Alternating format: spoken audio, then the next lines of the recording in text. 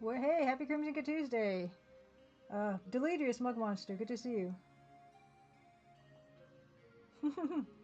Yes, Corvus, yes. Thank you for reminding me about Corvus, Mug Monster. I've completed Corvus's cross stitch, so I'll be sharing that real soon. Yeah, today. Yeah, sorry that I'm a bit late today. That's not going to happen every week. In fact, I should check about next week. Um, Next week. Ooh, it's gonna be late again. I have the outdoor soccer season started, so we had the game tonight.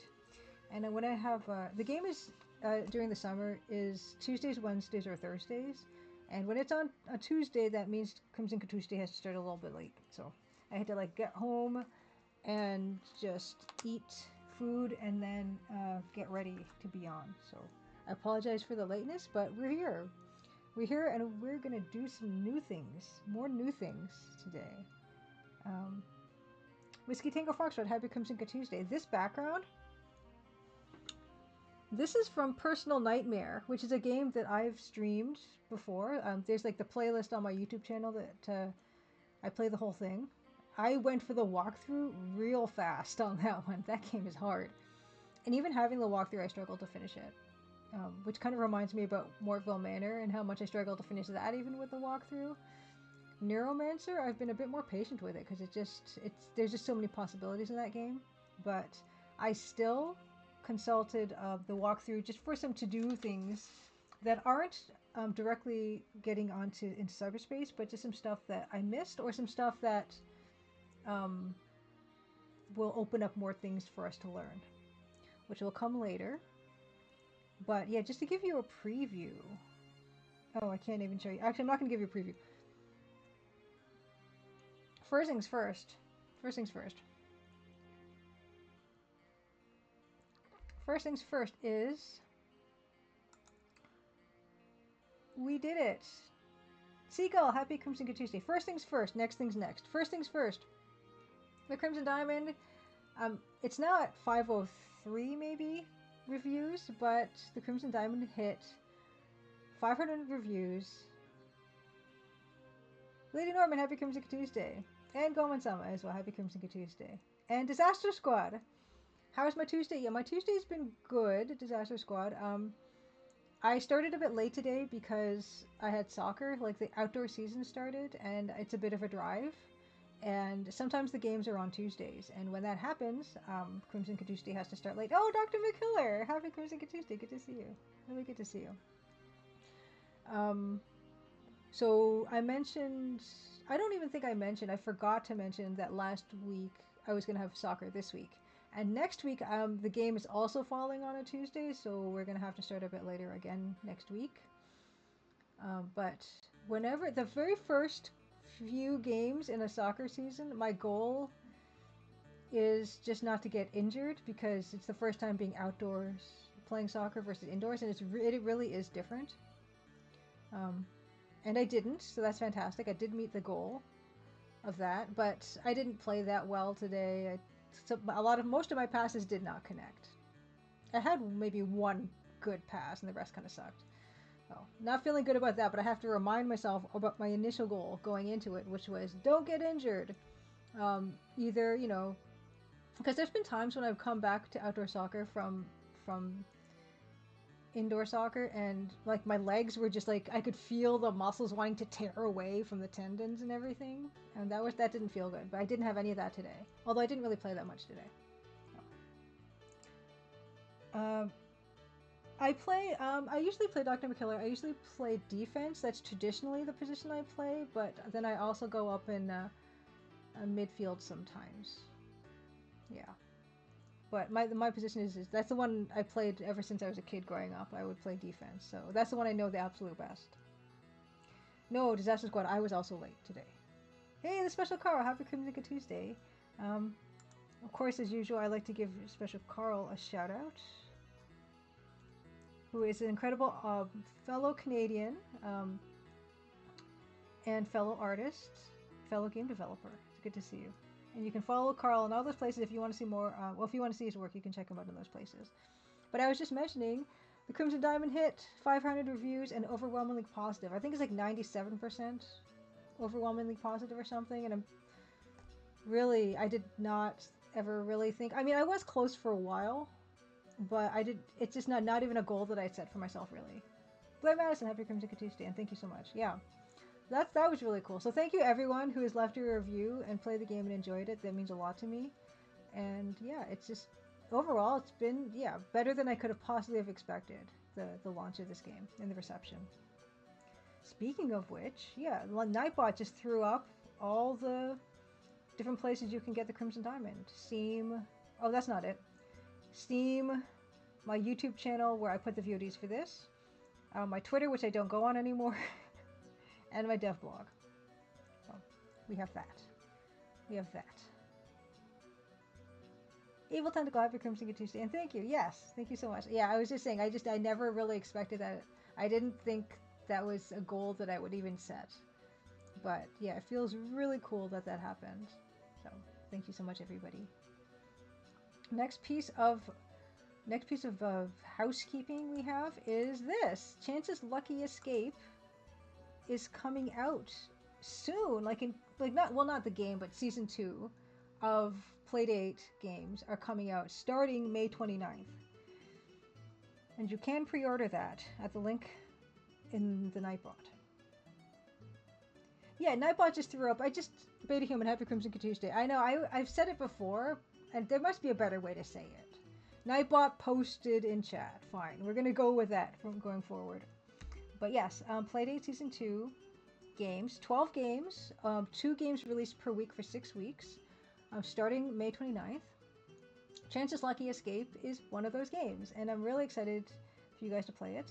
It is in collaboration with Colossal Games, who made Inspector Waffles and Inspector Waffles Early Days, and Spike 2, which is also a Playdate game. We both have, already experience with making Playdate games, so it was really nice to be able to work together on that. So check that out. The last other thing is Neuroscope, which is happening June 20th to 22nd. I don't know if online registration is still available. I think it might be. Yes, Nightbot just vomited those nice little links. If you want to pick through that all and find the links. But I will be giving a half-an-hour talk for Neuroscope. I'll be giving it live, but I'll be streaming live. I'm not going to be going to Philadelphia for the event.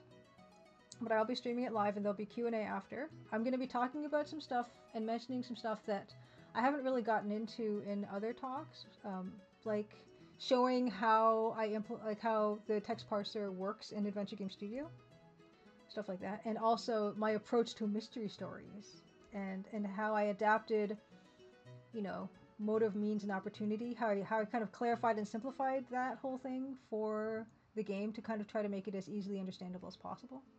Because mystery stories are kind of like a story within a story.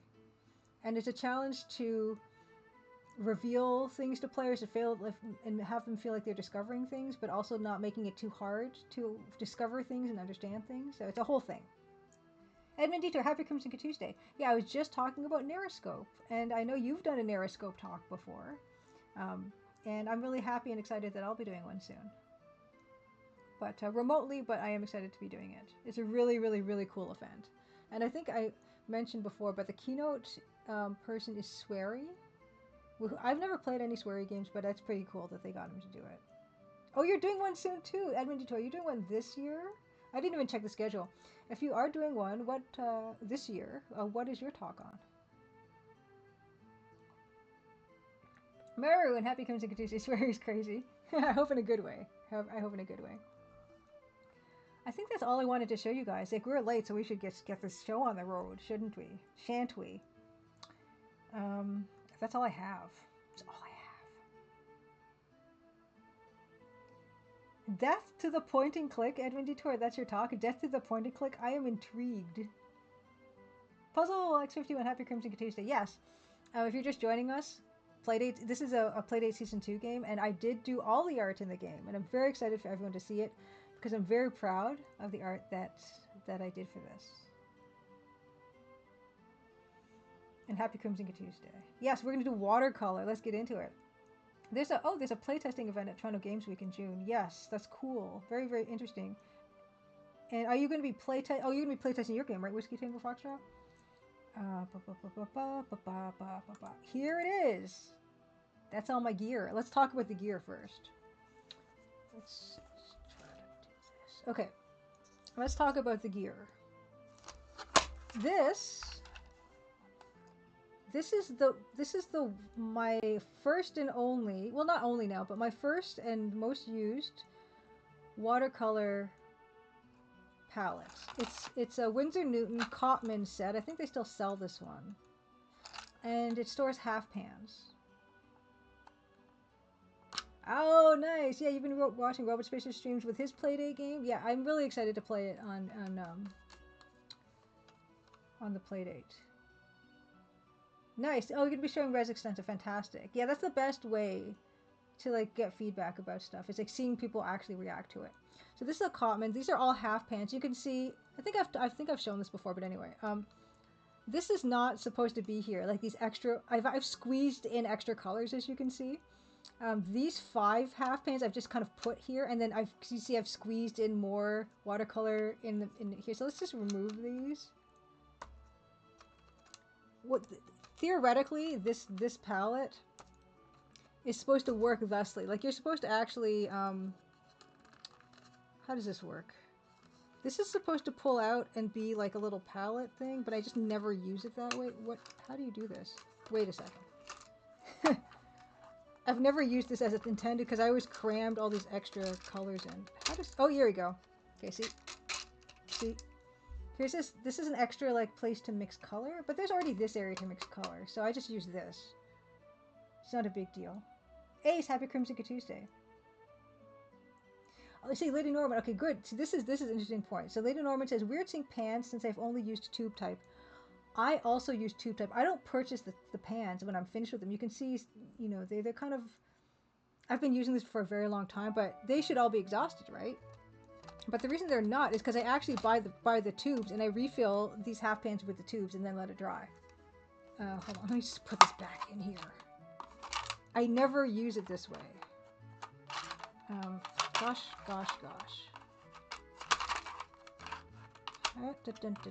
Oh, and that reminds me, I did have something else to show, didn't I? I gotta show the completed Corvus cross stitch. Come on, it's right in there.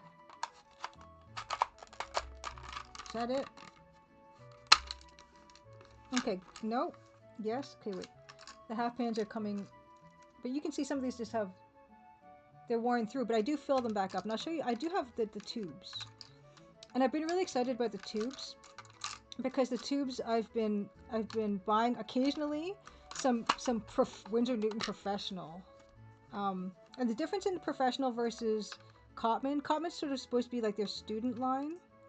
And sometimes like the pigments you can get, like some of the pigments are kind of more expensive relatively speaking. And so that's why they're in the Cotman. Let me see, I'll just stick this in there. Yeah, exactly, Myron. That's exactly what I'm doing here. Okay, yeah, Whiskey Tank Fox says, I got lots of feedback when I showed the game at the Toronto Games Expo in March, and I've made some changes since then in response to that feedback, as well as to implement some features that I had to leave as placeholders at the Expo. I look forward to having people play it again. If you want to if you want to post the link to your game in chat, Whiskey Tank Fox, please do. If that person wanted to have your Crimson Tuesday. Oh, you'd like to get the little ceramic pans that Chinese painters use. Sometimes I travel with this, so I love the portability of this. That's why I keep this one here. Oh, Deleters, you've been studying watercolors recently. Fantastic. They're my favorite. You have no idea what you're doing. I still don't paint I paint just like a coloring book with watercolors for the most part. Goldman, somebody agrees you have most mileage that way. I forgot. This is going to keto. I don't even know why I bother to try. There he is. Look, he's done. He's not forgotten at all. He's right there. I've started on the next character. There's actually 2 more characters. So there's Ranger Murdoch. I have to do Ranger Murdoch. And then there's the other Ranger character that has a speech portrait, but I don't really consider him that much of a character in the game. He only comes in at in chapter 7, and he only talks briefly. So I'm kind of wondering if I'm going to do the other Ranger, because the thing is right now Ranger Murdoch, I cut another piece of Ida cloth, and Ranger Murdoch is like this over here, and I know I have enough space for the last guy, and like I guess I probably will just do the last guy for completion's sake. Um,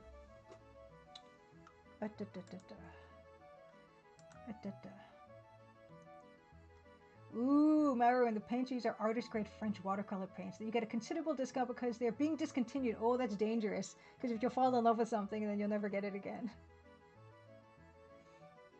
No one, yeah, Goldman Summit says, no one has any idea what they're doing with watercolors. Anyone who says they do is lying. Okay, maybe like John Singer Sargent knows what he's doing with watercolors. Everyone else is making it up. And Grindeslav, happy Crimson Tuesday. Let's give Grindeslav a good old shout out. Or his special Nightbot post. Rosewater is out on Steam. And please buy it and play it. It's a lot of fun. Yes, and you can check out Whiskey Tango Foxtrot's got his link to his game. It says the demo is not available there. I hope to have my current Expo demo expanded into a publicly available, downloadable demo in time for Steam Next Fest in October. Nice. Nice.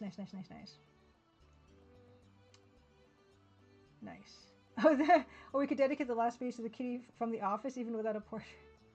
I actually have done a cross-stitch of that painting of Dido. That's in the one of the bedrooms. Okay, now here. Okay, oh yeah, I gotta switch cameras again. Okay, this is my bag of watercolors, and there's like a lot of tubes in here. There's a lot of tubes, but that's what I do. And Francisco, how are you? And how are you dealing with your post-launch life?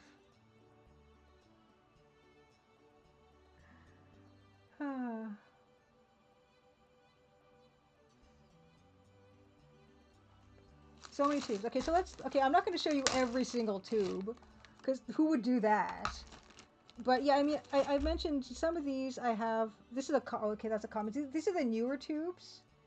Nice little aluminum tubes. This is a Cotman. But this, oh my gosh. So this is a okay, first of all, look at the size difference. So this is the professional one here. This is the Cotman. There was a sale at Adventure X 2023 at Greenwich University's art store, and Deavor told me about it, and they were selling little professional Winsor Newton watercolor professional tubes for like £1 each, and so I bought all the different colors that I possibly could. And this is titanium white. That's not exciting. But I did get other ones, like this one. This color, this is Windsor. What's it called? It's called Windsor Green. Winsor Newton's Windsor Green. This is a professional color. You cannot get this color in Common. Okay, Grindeslav says, I'm doing okay. Going to run because I have a book club meeting 8 minutes, but overall good. Still working on freelance voiceover gig, went on a nice vacation. I'm filling up my phone with voice memos where I dictate ideas for my next game. Fantastic. And what book are you reading, Grindeslav, before you go? But I mean, I totally understand if you want to escape. But I'm curious about what book you're reading. Yeah, but this. Also need to work on your Neuroscope talk. Oh, what's your Neuroscope talk about? Slaughterhouse Fog. Ooh, I think I actually read that one. It's only Kurt Vonnegut book I read, I think. Yeah, mine is going well. Like, it's already kind of done, and I'm kind of like tweaking it to make sure that it falls within like 20 to 25 minutes, because they want you to leave 5 or 10 minutes at the end for question and answer. Mine's only a 30-minute talk. So it's in pretty good shape. But you can see some of these older ones. I've got some. Oh, this is an artist one too. This Brown Matter one. This one I also got at Greenwich University at Adventure X 2020. But you can see it's an older edition tube. But I've got some old Cotmans, some real old Cotmans. The old ones used to look like, yeah, like they used to look like this. So this is new Cotman, this is old Cotman. Oh yeah, so most of mine are Cotman, but I have been getting some of these newer colors. And yeah, so there's the bag, there's the whole bag. And yours was Jess about prototyping and teletyping. I don't know what teletyping is. Rosewater, fascinating. And yeah, Edmund Detour was just here talking about his talk too. Yeah, this is the main. This is the main, and this is, you can see that this is a little stubby. I didn't actually break this one off. It's actually a shortened one specifically for this. But I also broke off the end of one of my so this is good for detail work. And I just kind of broke it off to stick it in here. And those are the same kind of brushes I use for inking, these red ones. Oh, yeah, the Italian. My Mary Blue paints. Oh, I've never heard of those maroon. Fantastic. And then this is this little tin case that I bought. This is a Mungyo tin that was empty, and you can buy it, and it's nice and magnetic. And I filled these are Mungyo half pans, and I filled them with the new acquisitions I got at Adventure X. And some of these are those Winsor Newton professional watercolors. And to see what they look like, I've actually made myself a little color key that kind of corresponds this way to the colors. Oh wait, this way. Okay, Grandislav says, teletyping is just a fancy way of saying we built a version of the game in Twine to test the branching. Oh my gosh! That's incredible. But yeah, this is those colors. There's Aureolin. That's okay, hold on. So this one is this one, Aureolin. This is Gamboge. It's a beautiful warm. This is a professional color. You cannot. This is not a Cotman color. And that's this one, Gamboge. You say Weibo is all jazz. Enjoy book club, Grindislav. Thank you so much. Have a good book club. This one is the Windsor Orange. I also got Windsor Orange, which is Winsor Newton Windsor Orange. It's this beautiful orange here. This is the Brown Matter, which is again another professional color. It's not in the Cotman series. So there's literally colors that you just can't get if you just stick to the Cotman ones. And that is this color here. This one is Venetian Red, which is this one. This is Indian Red. This is the bottom. This Permanent Carmine, gorgeous, gorgeous, gorgeous pink is this one. Yeah, Windsor Orange is nice. Yeah, oh, and Marvin says also, professional usually means they actually put more pigment in the paint. Okay, that as well. But yeah, some of these are just like, they don't do these, they don't do some of these in Cotman. This one is Davies Gray. It's a nice warm neutral gray. That's this one. This is Neutral Tints, which is quite cool, I find. That's that. This is Sepia. This one. And then I've got Windsor Yellow Shade and Windsor Blue Shade of green, I guess. For this painting, you're going to be using Venetian Red. Probably. Like, that's why I kind of put in the bottom area there what the actual scene looks like in the game to kind of remind me of the colors I'll be using. And Venetian Red might be useful. But also I have the colors that are in the Cotman tin that I have here, which are these ones. So I have all these ones. These are all Cotman colors that I have at my disposal here. And then I also have these extra colors. I've got all the colors. Yeah, the blues and greens are really nice. So this one has, you know, a bunch of other colors. But yeah, this is good. I like having this because these colors obviously don't look the same in the tin as they look on the paper. And this is just nice to have because while I was really well acquainted with the ones in the Cotman box, these are all new to me, and I just want to be reminded of what they look like on paper. Oh, so those go here. Then this goes here. And these are both kind of small brushes. I do have other brushes. If I want to cover larger spaces, I do have these larger brushes. So this one here is a size 12. These are also Scepter Gold. This is the same series as I like. This is a blend of synthetic and sable. I like these brushes a lot. So this is a size 12. This is a size 10. But yeah, I'm not sure if I'll use these. And I also have these two, which are nice. These are both size 6s, and they're just nice to kind of cover the areas. The thing about it is worth it to get relatively good brushes, especially for watercolor, because they're going to hold a point. So I might not use this one, but I'll show you what I mean. So this is like a round brush, right? And it looks like, okay, well, how much detail could I actually get with this? But when you wet it, hold on, let me just, with my trusty yogurt thing, when you wet this thing, oh no, I do not get the finest of the Special Carl. Like most of my life, I only recently got those Winsor Newton Professionals, and it was because they were on that crazy sale in the University of Greenwich. And these are not the best brushes you can get. Like, you can get Kolinsky Sable brushes. Those are the ones that they keep behind like a glass cabinet with a lock at the art store. And I don't even own any of those. Those are a lot more expensive. But the idea being is that when this is wet, this is going to come to a good point, right? So you actually can get a lot of variation in detail if you're painting here, and also like it's going to spread out as well, obviously, right? So it's going to spread out like that, but these brushes are supposed to come to a really nice point. So this actually could do the job of a much thinner brush, because you can get it comes to such a nice tip. See, Maroon says only time I use Kolinsky Sable is for brush inking because they cost too much. Yeah, I've never gotten in for that. Like, I feel like at some point in my life I should tell myself I should probably try some of that nicer stuff, and I guess that's probably why I started to explore some of the Winsor Newton Professional series.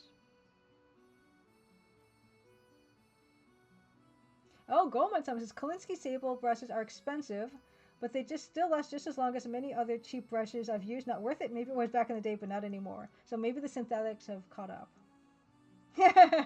See, special car, work with pretty crappy material, and I find a way. But yeah, I mean, and also the important thing about getting a decent quality, maybe not like the highest quality, but a decent quality brush, is this brush is going to hold a lot of water, and that's really important for painting in watercolors. You want a brush that's going to really soak up a lot of water. That can be really important, but it's actually more important for covering vast areas, like painting a big old sunset or something on a giant piece of paper. Like, we're using quite a small spacer, so the ability for a brush to hold a lot of water is not going to be like a big deal. Like, I think this brush is going to be too big for what we're doing here. I would probably work with, maybe I'll use this one. Maybe I'll use the 10. Maybe I'll even use the 6. Because the thing is the reason you'd want to work with a bigger brush on these larger areas is because watercolor uses a lot of water, and the watercolor paper is very absorbent, and you don't want your working area to dry up while you're working. So you need to work pretty fast in watercolors, and if you're not putting enough water down, and if your brush is too small, then that's going to make it more difficult for you. Wow. Special Carl says, I once made a brush from my hair I just cut because it was too cheap to buy one. That's so personal. How did it work? Oh, Maroon says, I actually like the goat and boar hair brushes for Chinese calligraphy. They hold a nice point. I have some boar hair bristle ones for oil painting and stuff like that, which I don't really do anymore, but it was not amazing. Yeah, the synthetics are gonna hold. These fine synthetics are gonna hold up. Nice point. They're gonna absorb a lot of water. But yeah, this is gonna be, I think, looking at this is probably gonna be overkill for what we're doing. I could probably get away with using, I'm trying to see even. I work pretty fast, so I could probably get away. I've got some eraser crumbs still on this. That's why I'm doing this. I could probably get away with using this and just working fast. Because this is not a vast area, and I don't expect I will be doing anything particularly fancy in this particular area. Yes, I think that's amazing that you tried. Yeah, acrylic. You probably want something as well that can hold a good point, but I'm not as well acquainted with what a good acrylic brush would be. Cause, I mean, I assume you'd also want something that holds a good point, but that water absorption is not going to be as critical as with a watercolor brush. I also have some visual reference that I collected from Shigeru Mizuki's. Here, I'm not going to have them up all the time, but just as an idea of the colors that are nice here. How he incorporates between pretty heavy brushwork and the watercolor. Like I mentioned, most of the tonal work is happening with the ink. And he's not really painting so much. He's doing a little bit of tone with the painting, but really not that much. That's probably what I'm going to be doing for mine. And this is from the book that I have, that yokai book.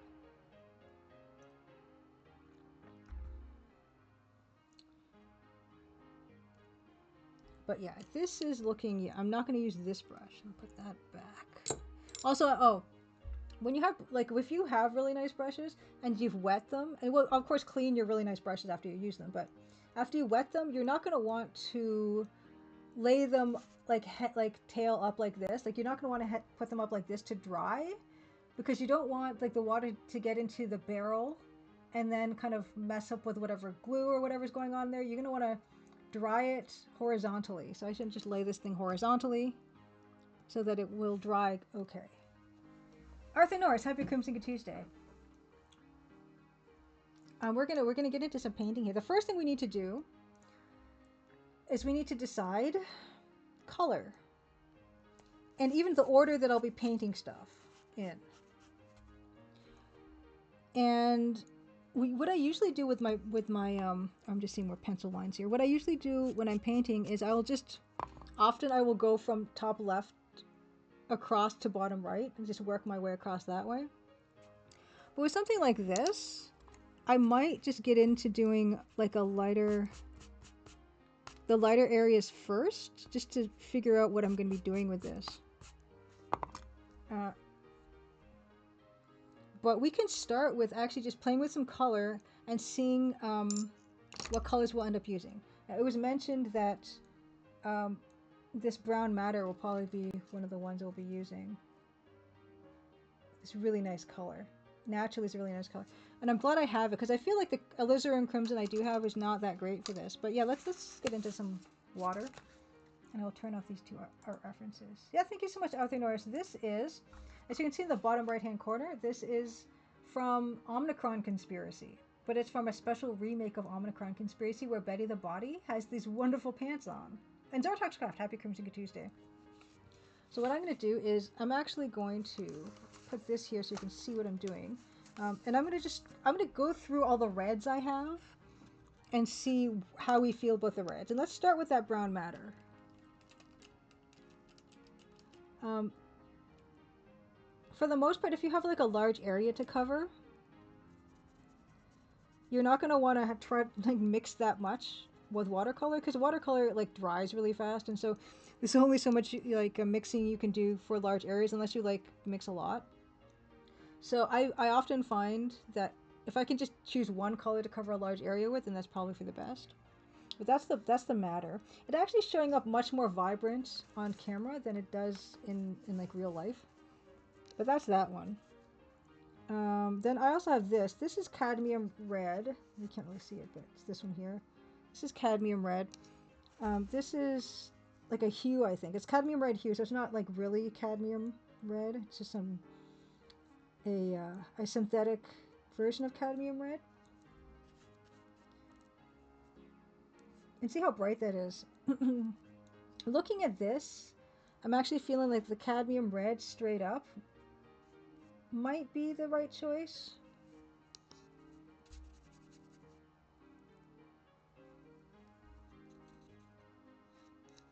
Like the wall in the Mind's Eye Tavern is going to be the red part. The Mind's Eye Tavern poster wouldn't necessarily be red. And I have to kind of decide what color that's going to be. That might be purple.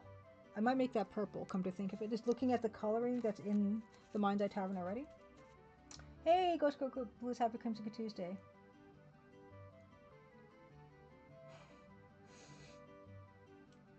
Yes, Arthur Norris, what is the Crimson Diamond game about? The Crimson Diamond is a cozy mystery adventure game.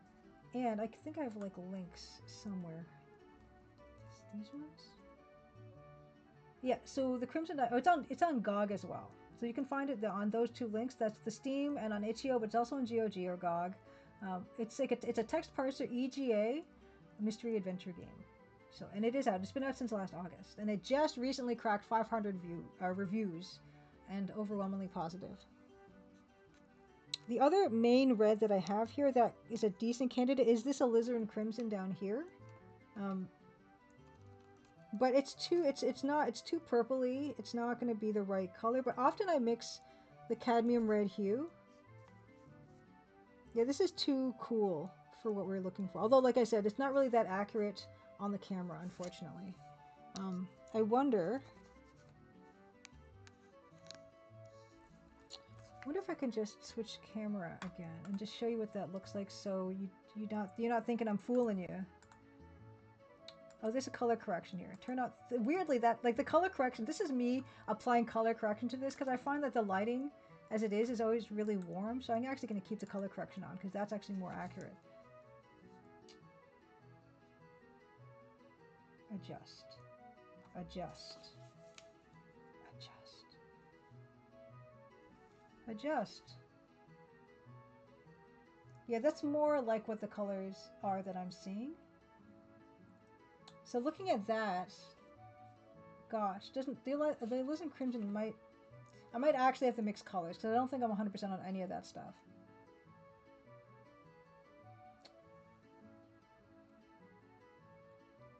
Oh yeah, Beta Human asked, what is your thoughts on glazing? What are your thoughts on glazing, specifically as an alternative to mixing?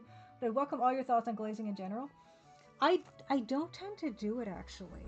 I don't tend to do it, but it is definitely an option. Especially when I'm considering, like I said, like I like to lay down a solid color. Davor, happy Crimson Tuesday. I was just talking about you, Davor. Let's give you a shout out. Let's give you a shout. Yeah, please follow Davor. Davor is a fellow game developer and a fellow streamer, of course. Yeah, I was mentioning how at Adventure X in 2023, you told me that the Greenwich University art store was having Winsor Newton watercolor tubes on sale for £1 each. So I went and I bought like a bunch of tubes. Not all these, but the ones that are in here. And I got my first real opportunity to play with Winsor Newton professional colors. So IP Happy Crimson Tuesday. Yeah, and I mentioned, so these are some of the colors that I bought. I went ham a little bit. These are the colors I bought, and these are the swatches for them. And I've tried to use them as much as I can because I just love them so much. And they're new for me because I've been using the same palette basically for years and years and years. You know what? Sometimes they can dry out, but because it's watercolor, what's a good thing about watercolor is it can always be reactivated with more water. So they'll last.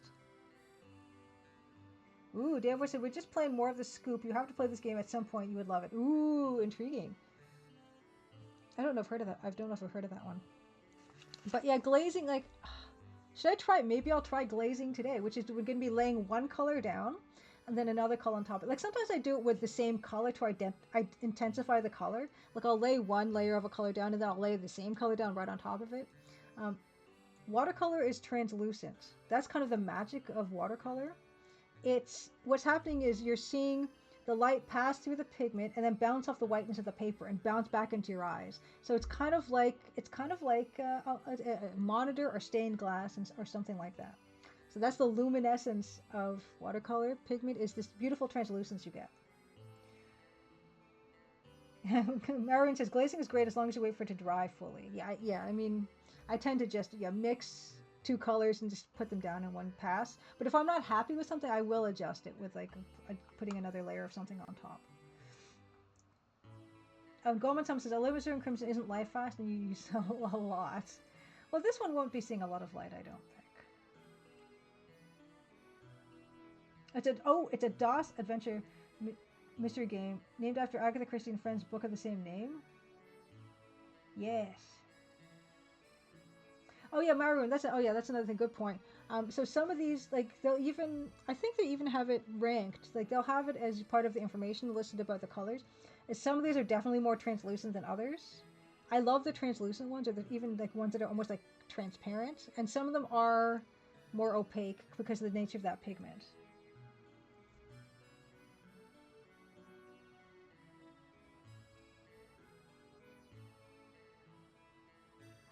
But yeah, let's just go with what I usually do. So for this, I mentioned I'm going to probably try light colors first, which is going to mean...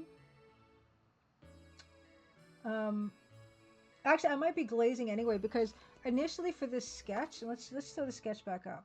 Let's post the sketch back up. Throw up. Why do I keep saying throw up? Where's the sketch? Okay, it's not this. It's not this. It's not this. It's not. Okay, here. So the sketch initially, as you can see, the sketch I was gonna have like the light. This being like part of the spotlight was like this. So I might glaze over this corner with some color after everything's totally dry, to just kind of make it look like a spotlight shape. You know that.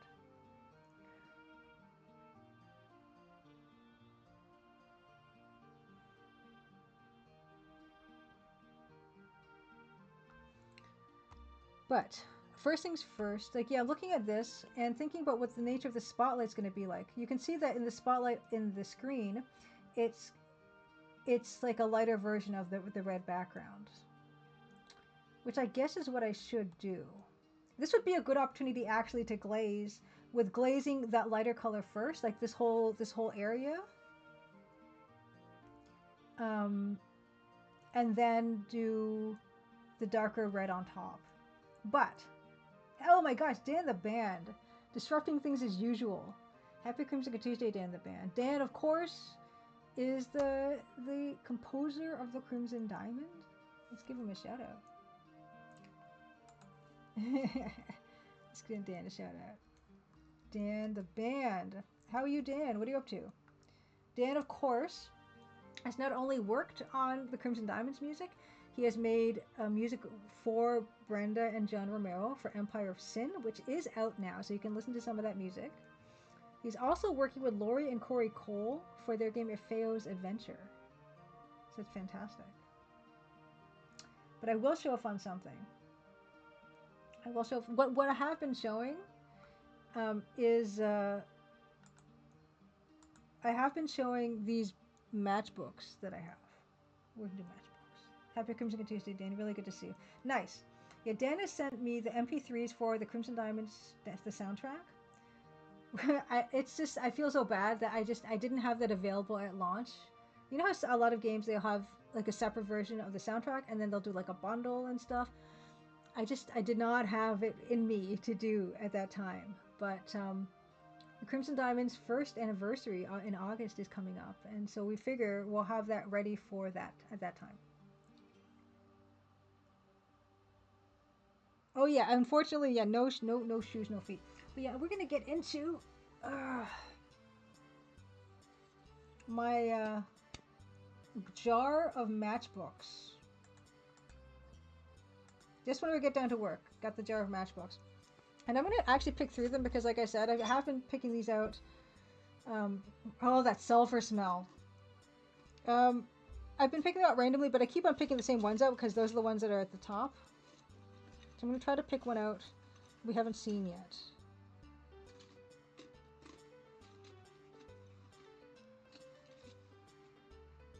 What's this? Ooh. Ooh. Did we not see this one? This is kind of cool. Sulfur. Is it phosphorus, Dan? I don't know anything about matches. Maybe you're right. Maybe old-timey matches have sulfur in them. Did we see this one? La Bar? La Bar 500 restaurant? Did we see this one together? Along the bottom, that small type says close cover before striking match. Wise. On the back, we have quality quartz for some reason. Quality quartz. United Incorporated, and then it says on the size here, this one, this little typey here, this little typey says Eddie Match Company Limited, Montreal. So we have Montreal matches. Yeah, it's got a nice match smell. Let's open these up. Oh, here, reservations. 677-9101. This was before they put area codes on stuff, I guess. But this is a Montreal place. La Bar Restaurant 500. Montreal. Does that still exist? La Bar 500. I don't know if it's called what it is called. La Bar? La Bar 500? Open this up. What do we got? Ooh. Did we see this together? Okay, this says Motel, 50. What's 50 in French? 40. What is it? 40 unités avec radio et TV. You don't know about this place, Carl? How do we say 50? 40. Piscine. Foyer. Coquille. 50. Oh, 50. Thank you. I'm so sorry. Je suis désolé. 50. 50 unités avec radio et TV. Piscine, which is swimming pool. Foyer coquille. I don't know what coquille means. Salle à manger, which is dining room. Kitchen. Salle à manger. Salle de réception. Située à 2019 Boulevard Taschereau. 1002 Pont Jacques Cartier. The hottest spot north of Havana, here at the bar. Dave said, I don't think they do the weird combination 10-digit thing until the 80s. Quatre vingt. But there we go. Oh, do we have a full complement of matches? We do indeed. Look at those beautiful matches. That doesn't mean they're sulfur if they're yellow. It doesn't mean that. That just, they can color them any. Oh, Foyer Cocktail is a cocktail party. So we have everything you could possibly want in a motel. 50 units, radios and TVs, swimming pool, cocktail party, dining room, kitchen, reception area, I guess. There's a cocktail party at this place. Fantastic. Quality courts. Thank you very much for your disruption, Dan. It's good to see you. And yeah, if you want to share any links for like your band camp or something. This goes back in here. TCD2 takes place at Le Bar 500, which would be, I don't know how to say 500 in French. I'm so sorry. There we go. So, I should change my tag to art now that we're actually doing it. 9:22. I started late, Dan. I started late. I had soccer. Art. You want to share what you've been up to? And yes, another spoiler. Dan is spoiling the Crimson Diamond 2 sequel so hard right now. It is not only set in Montreal, but the whole game will be in French. So Tuxcraft, this is just this weird thing that my parents, they just have a jar of like really old matchbooks. So I'm fascinated, and I'm like, I'm not letting them use them anymore because my mom will use these old matchbooks for like birthday cakes and stuff. Like, oh my gosh, you're using like matches that are probably 50, 60 years old. And I just think they're really cool. I think they're neat. Yes, I got to brush up on my French. But yeah, let's. Oh, here's something else to think about though. This area here. Okay, you can't see this area here. Is actually space now, because I made a moon back here because I was being artsy, and so this might just be space, which means that it would be a lighter color of space, which probably means like a dark blue. But we have to think about we want her to be central, right? And she's gonna be green. So do we really want this to be dark blue? Because dark blue on green skin is not super standy outy.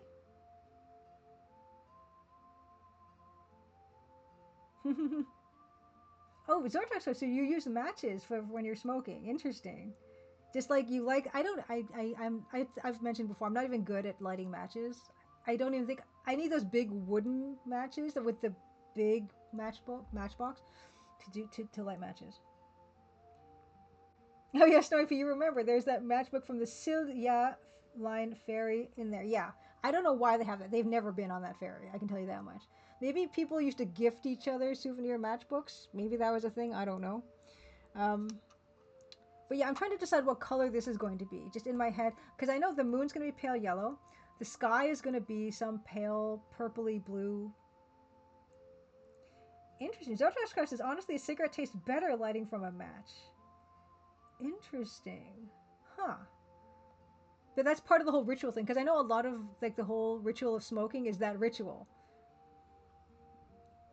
Taking stuff out of the pack and all this. Now, what color is this going to be? Because we know that this wall, because we have the visual reference, this wall is going to be red, right?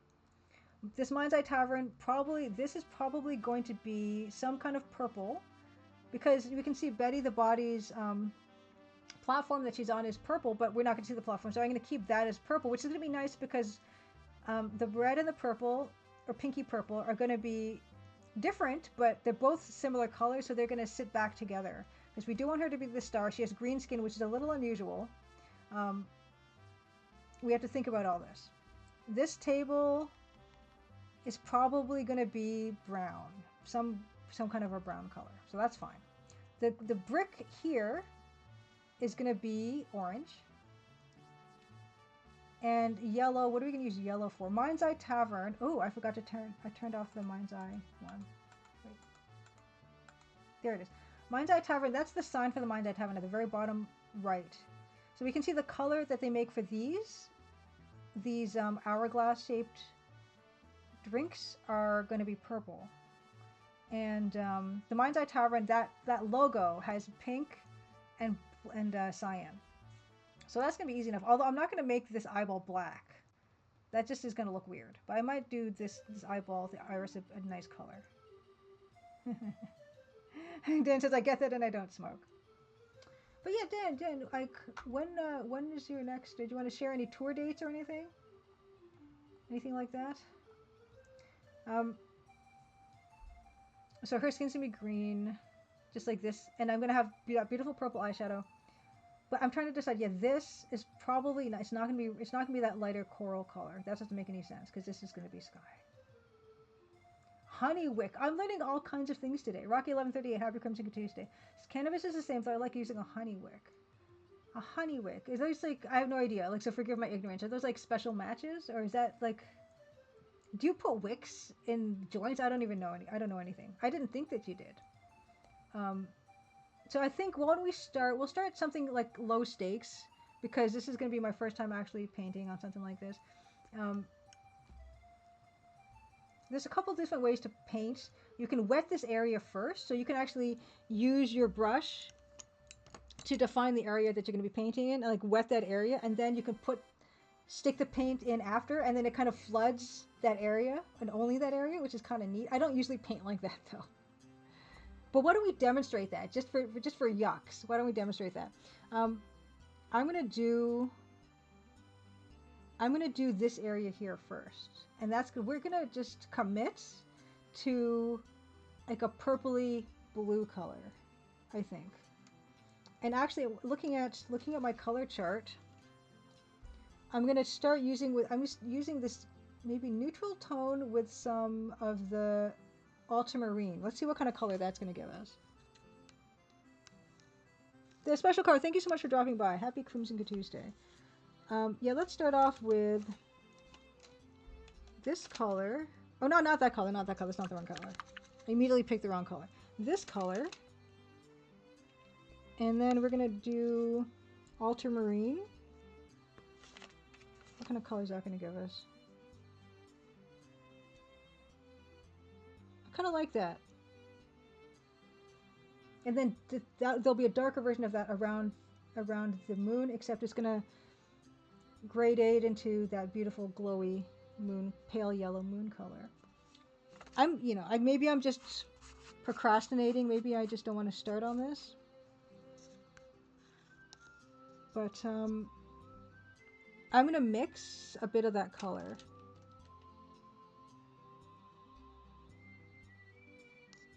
And I'm gonna double brush. Because this one's already kind of soaked with all that color. So I'm gonna take one of these other brushes. What the heck, I'll take this bigger brush. I barely use these brushes. It's a bit of a shame. So, get the point on that. And I'll show you what I mean by, you can oh yeah, promote some tour dates, Dan.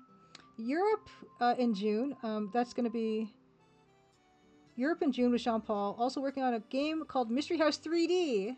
Getting close to finishing a Pharaoh's Adventure. Fantastic. So yes, Mystery House 3D. If you want to drop a link to that, Dan. Fantastic. Yeah, Dan is also working on Mystery House 3D. a remake of Mystery House. So I'm going to go in here. And I actually can't really see what I'm doing. Because the lighting is bad. The lighting is bad, but I'm going to just pretend like I can see what I'm doing. And a lot of this is actually pretty visual. Like, you have to look... So I'm sorry if I'm, like, leaning out of frame, but a lot of this is going to be looking at the surface of the water. And then kind of seeing at what stage of dryness it is. Because at different stages of dryness, the ink is going to... I mean, the paint is going to behave differently. So I'm just going to go in here with this. Only wetting the areas I want to paint.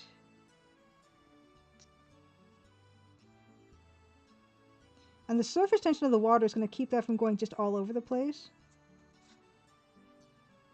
So there.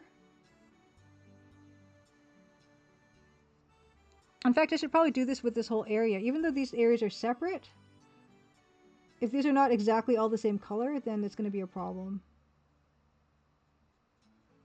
So this is, yeah, so this brush is, I don't use it very much, and it is a decent quality brush. It does have still a pretty nice tip on it still. So this is just painting it with the water. You can't even see what I'm doing. It doesn't look like I'm doing anything. But I'm going to go in here and just paint in those areas. And then what happens is we take this brush, and if you kind of do this, it's only going to spread to those areas. And I probably want to add a lot more water to that because that's really dark right now. So you can see it's only going to spread to the areas that I have defined.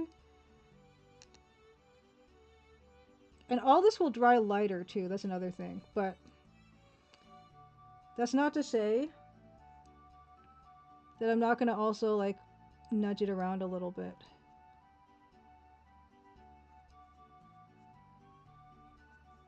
But you can see in this area, which I haven't even painted, it's kind of flooding that area itself.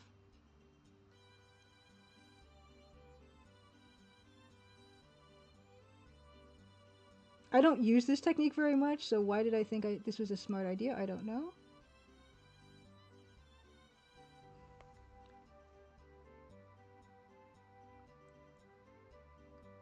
I almost wish that I had, I almost wish that what I had done was gone with the pale yellow. Because I don't know how much I actually like this color. Because for a spotlight, wouldn't you think? For spotlight, wouldn't you want it to be pale yellow?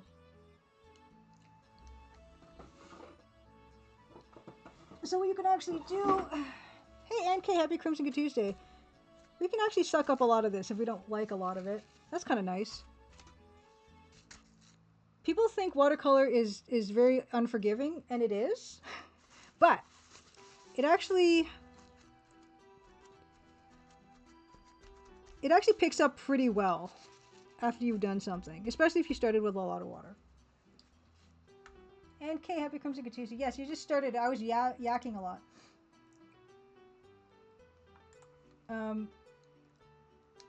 Let's give NK a shout out. Happy birthday, NK, by the way. Good to see you.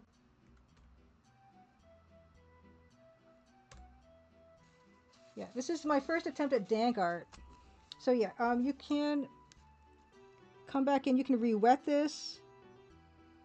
Yeah, I should have gone with my initial instinct. You can re-wet this. You can actually pick up a lot of this with the actual brush, because the brush wants water.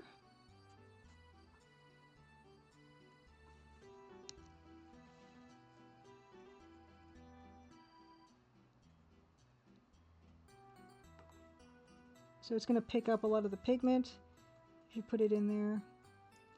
And I don't necessarily feel like it's a bad thing that that's still there, because I'm going to want some of that in there when I do the pale yellow, which we can get into now. Like I like this lemony yellow thing that I have. I like that just as it is. Just kind of stick that in there. But I don't know, this is, I feel like this color is, focus.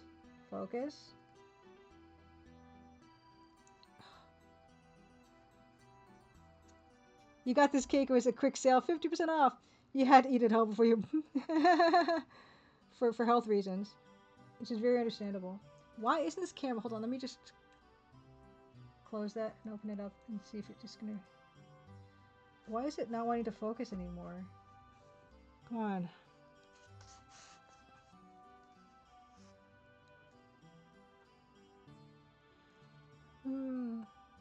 See how bright that is? I was saying that I actually don't like this color for this area. Straight up that color. I'm actually gonna dull it down. I'm gonna make it more neutral. And what I mean by that is you can mix its opposite color in. So we're gonna mix some purple into that color so it's not as acidically yellow. So we're gonna do that. I'm gonna put that over here again. It's very yellow. I'm gonna take maybe this color here. I've got a purpley kind of color here. So if you put those two together, then that's gonna make it look not as crazy bright. Do I even like that color?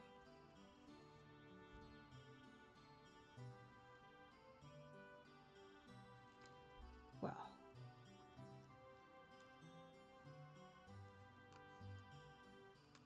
And oh yeah, and cake. I didn't get to ask you, what kind of cake was it?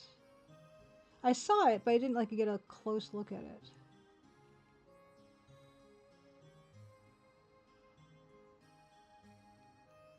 So this it holds a decent tip. I don't know.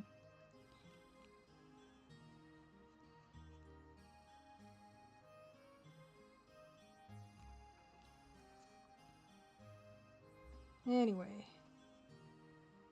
Chocolate caramel cake. Oh my goodness. That sounds amazing. And what I'm going to do for the... Yeah, this color is not good for moonlight. I need a different... I like that yellow, but it is too much for me. This is a really bright purple, though. I don't know if that's going to... Oh, wait, that's not the purple. This is the purple. Oh, you know what? That might work anyway.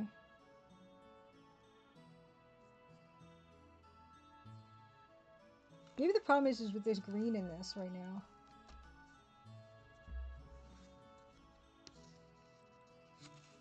Ooh. Oh, happy birthday, Maroon! Maroon made a big apple whiskey cinnamon roll. Very nice. Why is this a disaster already? Can't... This is the purple. Yeah. That's the purple.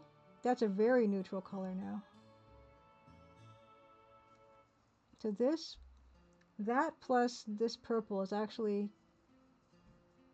I think that's getting to what I want it to be. Aw, Maru and you're almost twins. It's awesome. Lovely. So what I'm gonna do... So I don't actually want that color's not moon colored, first of all. This is awful. This is like a disaster.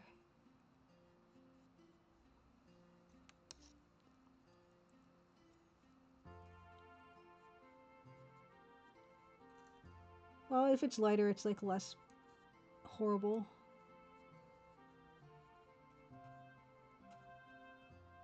But I do want to have like a nice watercolory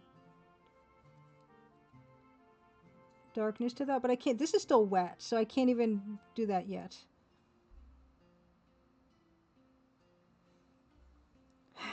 The same cake day. Nice. Let's try like a different. Let's try an area that I'm more confident about, which is gonna be the red, or you know, the purple even. Let's do the purple. You can see how the paper is buckling, but that'll dry fine because this is that aquarelle watercolor block. Let's try a purple, a fun, bright purple poster for the Mind's Eye Tavern. Okay, there we go. That mixing area is now ready for this. Is this gonna be... No, I think No, I'm better with the smaller brush. Okay. I'm going to do what I usually do, which is just paint on dry paper and not do the flooding thing. Purple. We have some options. The permanent carmine I think is awesome, but it's not going to just be the permanent carmine. That on its own is too pink. But I think it's going to be nice. Oh, that's not the purple. I think it's going to be nice with this actual very complicatedly named purple that I have here. Because these are both very translucent colors, so they actually don't get muddy. I mean, it's just gonna be nice and vibrant. Yeah, let's just go with what I usually do. Actually, I want it to be bluer because I want it to contrast with the red that's gonna be. So I'm gonna add some cyan to this. Oh, you know what? I was so excited to start this. I didn't do my Crystal Caves warm up. I'll do some Crystal Caves in a bit. Maybe that's not the color I want. Maybe it's just going to be this and then cyan. Let me try that. Oh, you know what? Maybe this color and... Okay, let's try the cyan first. No, the cyan makes it very muddy. I'm going to try the ultramarine. Thank you, Journeyman. You saved me. I at least want to nail this color down, though. So I'm going to put this back down. Oh my gosh, that was almost a disaster. I almost like slipped and hit the paper. Let's try to mix ultramarine. Ooh, you know what? Yeah, let's put this closer to what I'm looking for.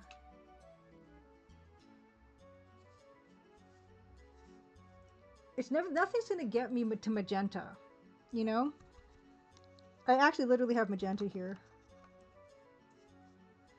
Nothing's going to get me to just straight up magenta.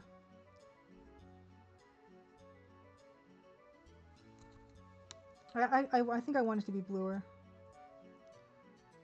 Okay, but we're going to get into Crystal Caves. Maybe this color, because it's just purple. It's just a purple that's a different purple. Or this one I have that's right out of the tube, this one.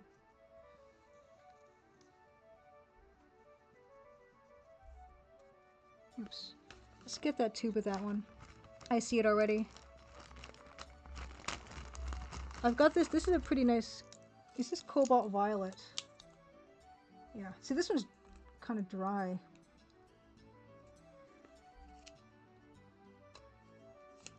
Maybe that color straight up. The thing with this color is it's not translucent very much. This is a cotton color. I might just do this because I feel like the other color... Yeah, this is kind of milky, but... Yeah. Yeah. That's gonna be it. That's gonna be that plus cyan, I think. Yeah, that's the color I'm looking for. Just for your own... That color. That's definitely it. Okay, we found it. We can now do a Crystal Caves break. Whoa! Evil Tentacle has a cursed color fact. The color magenta was named after the color of the bloody water after the battle at an Indian town of Magenta during the Napoleonic Wars, maybe? Okay, this is exactly the color I want. This is Cobalt Violet and Cyan. Or Cerulean. Cerulean. Okay, Cobalt Violet and Cerulean. We have the color. This color for the sky is really awful. And it's leaking, actually. Why is it leaking? Can't even see it on her hand, but you can pick color up pretty easy. So it's not even a huge deal. But yeah, let's get into some Crystal Caves, and then we will paint the Mind's Eye Tavern. Paint the Mind's Eye Tavern sign an actual color that's any good. And I don't even actually really have to do this because she's going to be green anyway, so you're not going to even notice, but just trying to be clean. Okay.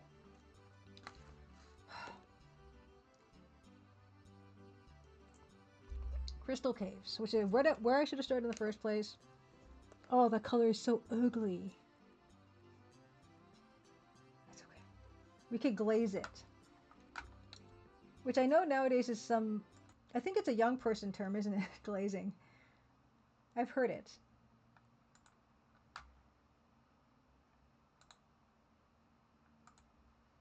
Okay.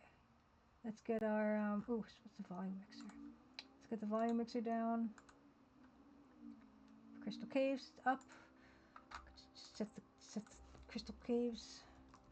Anyone? Is there any young person out here who wants to describe or explain what glazing means nowadays? Okay.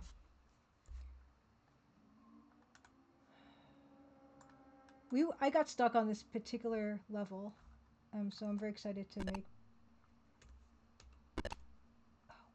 Okay.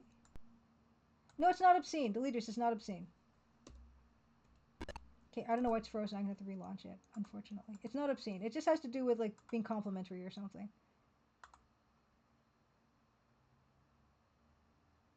Okay, a Medusa T. There we go. Happy Crimson Tuesday. It says kind of like bootlicking, but obsessed and raving about someone. Yeah, yeah, it has to do with like really, yeah, like too, or maybe over the top praise of a person or thing, I guess is what we can call it. Yeah, it's not bad. It's not that bad. Here we go. No, not necessarily building someone up. Maybe like more like, yeah, just kind of over the top phrase. You thought that was simping? I don't. I'm not. I'm actually not. I'm not clear what simping is actually. I've got more of a handle on glazing. Okay, restore. Okay. Oh, is this the one? Okay, yeah, because you have to go around. Okay, yeah, this is fine. I'm gonna reattempt the one that I got stuck on last week. Deleter simp is probably old slang now. It's kind of like I'm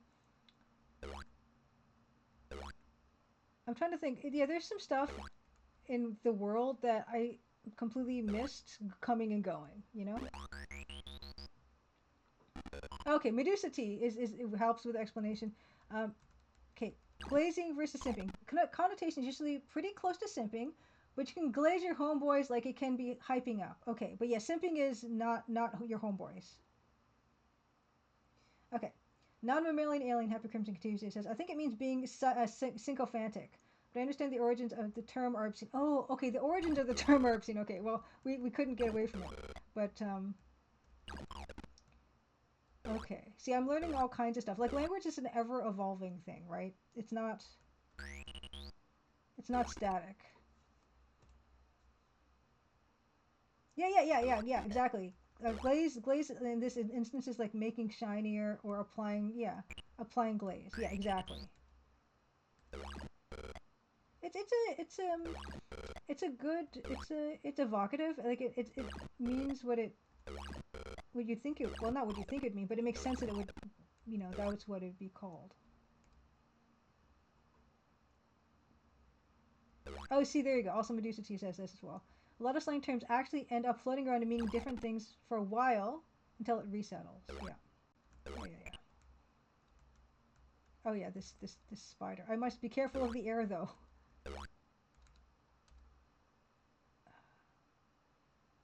All right, yeah, that guy's gonna definitely. Okay.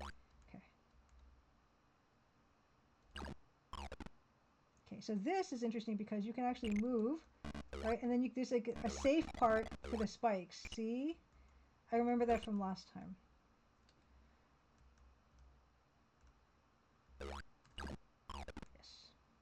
Okay. It's all good.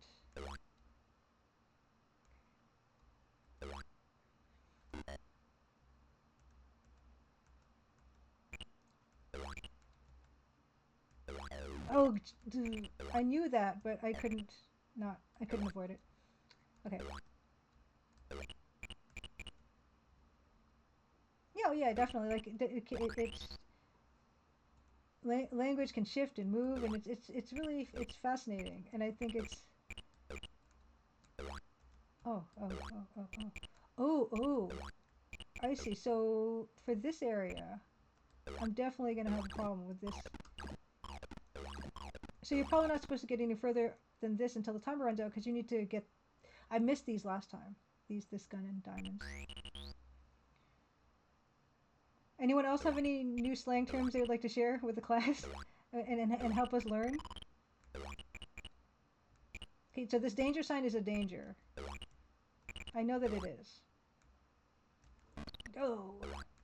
Okay, so I've got the key. Okay. Oh, that's interesting. Oh, Beta Human, you've linked a... Oh, let me get this switch. Okay, yes, I know about firing. Okay. But oh, I can't go back. Oh no, I missed all the treasure. Oh, I have to go back again the hard way. No, it's fine. Okay. Okay. Oh my goodness. Oh, that was close. Oop. Okay. Okay. So Beta Human has linked a Goodreads quote. Says.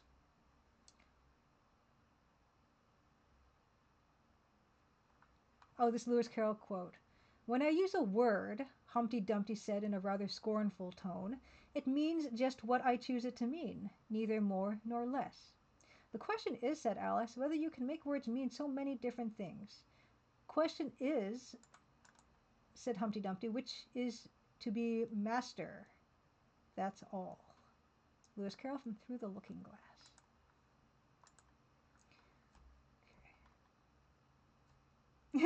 Don't know if we've heard a new slang term this month. Hundo P. Yeah, Hundo P. We're trying to bring Hundo P to the masses. Hundo P means 100%. Oh wow. I got greedy. I'm gonna lose because of my greed. It doesn't even have to be a new slang term, to be fair, because I don't know the new slang terms. It could be like an old one that's kind of gone, and it will still be new to me. Fetch happened.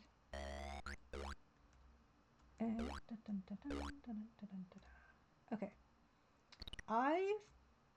Oh, whoops. Oh, I missed it again. Oh no, and I had to go the other. Oh no, I have to go around again. Oh no, I can't. I'm stuck. I'm stuck. I'm stuck. Retro Home for Happy Crimson Tuesday.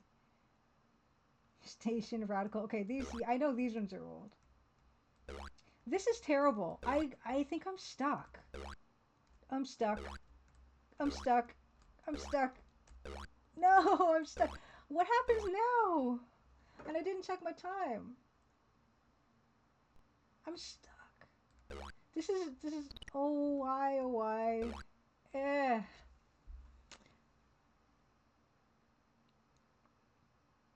I can't get back. I can't get back. I had to restore the game. I can only restore from the main level. I have to quit out the entire game and start again. I can't, right? I can't. I definitely cannot make this, right? Like, it's not even a question. And there's no more gravity thing. Okay, now I'm just stuck in here. This is really dark. I know I can restart.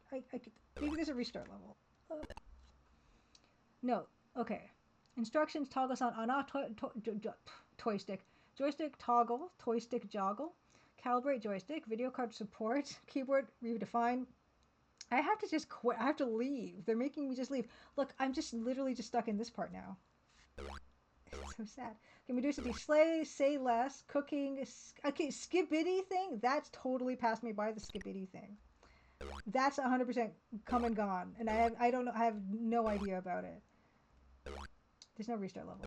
Zodarscroft asks, what console or computer did you grow up with?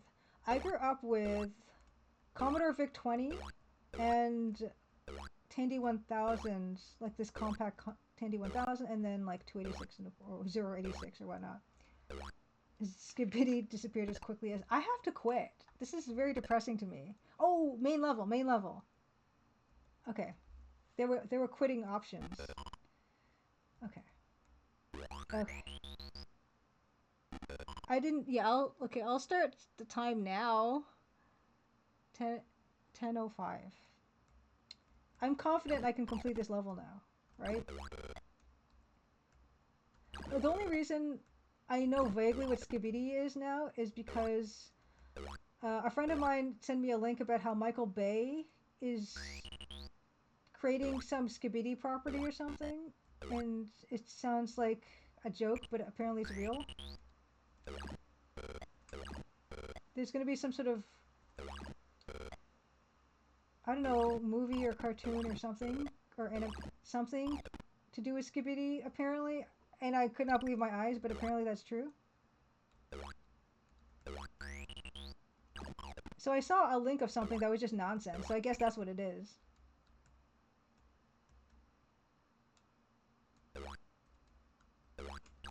Nope. Okay.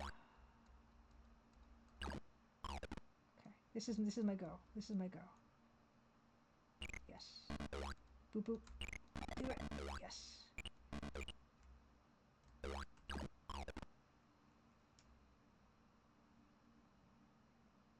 You had a Sega Genesis.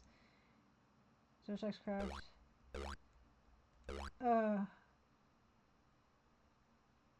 Okay.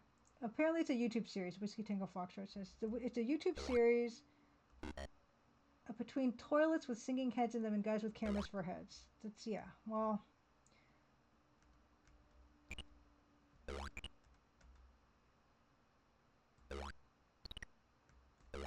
Aha! Yeah, I don't know about it. I wish I didn't. I wish I knew less.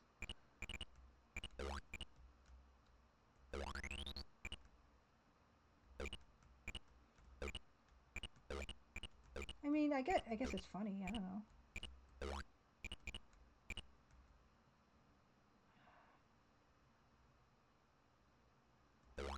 Oh my gosh, that was why?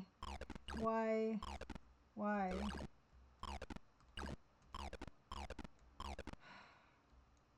Okay, main premise, main draw, silly premise treated with absolute sincerity, which is why Michael Bay is the worst to handle movie. So it is a movie adaptation by Michael Bay, based on this YouTube series of toilet humor.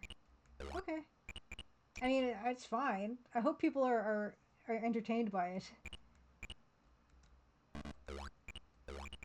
I don't have to be. It's not going to be for me, but for people who enjoy that thing, then yeah, I hope that I hope they enjoy it. I hope he does a good job of it. You know, people deserve good entertainment. Bit human. I used to watch Clock Crew videos on Newgrounds, so I guess I can't throw stones. I don't know what Clock Crew is either. Apparently, I've missed all the cultural highlights. Okay, so this I totally messed up last time.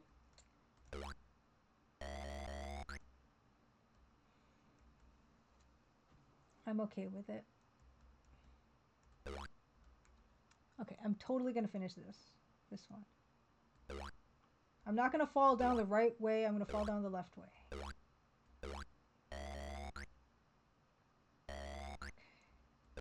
Yeah, I know all about those guys. Yes. Aha! Fall down this side. Fall down this side. Oh, I still have to go down there. Is this a trick?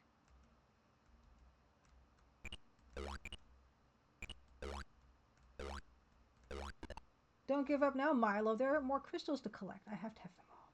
Gotta catch them all. Yeah, nice try. Yes. Yes! Ugh, so good. Save. I still have 6 minutes. Thank you, Evil Tentacle. Let's go. We can do reconnaissance on the next one. Yeah, they put the last one there to mess with me. What is this? Hey. See, this is no more. This isn't a cave. Hey. This isn't a cave.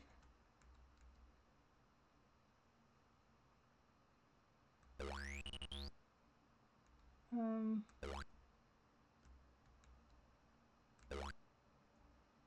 Uh.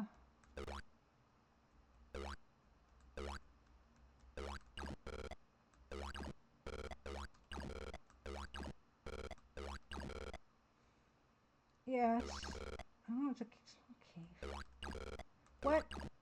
It's not gonna die. It's not gonna die. I need to use the P on it, right? I need to use the P on it. Fine. I'll get the P. I can't get the P. Okay, I can. Yes, Envy Detour. This is, I do a bit of a crystal cave. I forgot to do the warm-up because I was so excited. No! I was so excited to start painting that I forgot the Crystal Caves warm-up. Get over there! Okay, see? Okay, so I can kill... Now I can kill that guy. And I can also kill this little guy. I think that's all I have time for. Yeah, it's fine.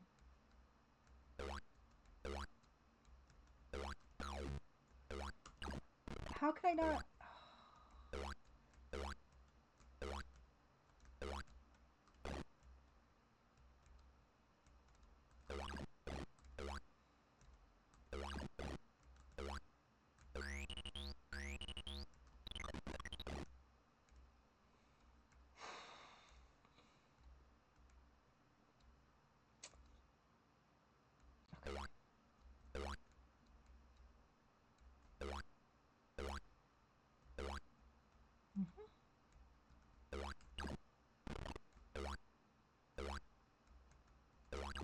It's clever. I need to destroy that or else I can't get out of that. And I'll be trapped forever.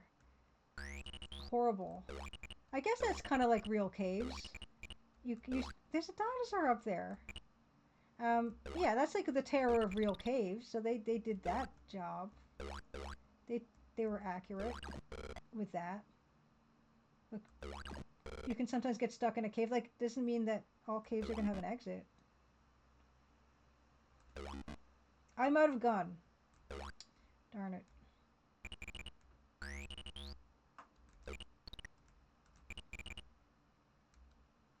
Okay. Is that it? Did it do everything? I guess not. Okay, wait. Nope.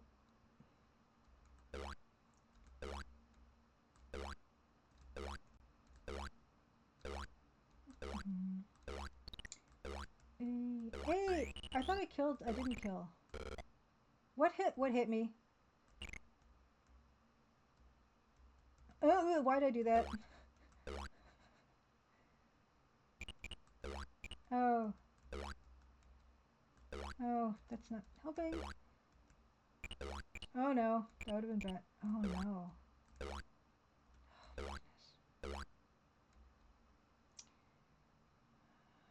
Oh, the I missed that. The Triceratops bit a bullet at me apparently. I totally missed it.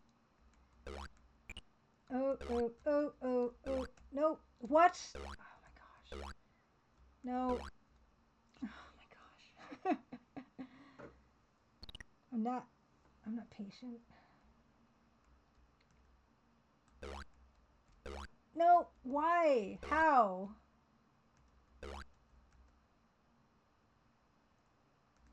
No, what?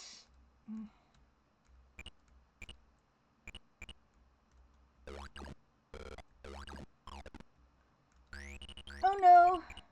I didn't see him.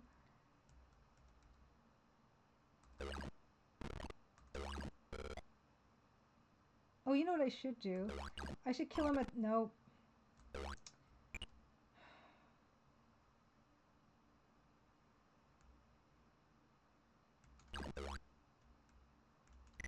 Oh, you can only hit him when he's asleep. Oh, I forgot. Oh no! No! I got impatient!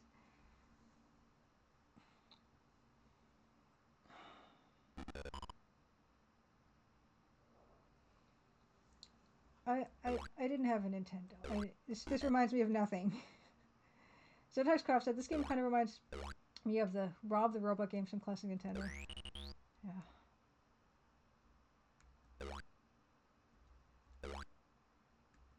We had computers, which is good. Okay.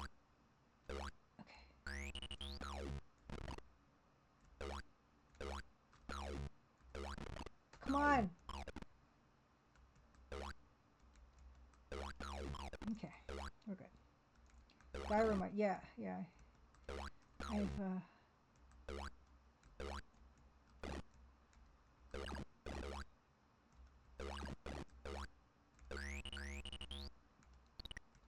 I don't know about this one.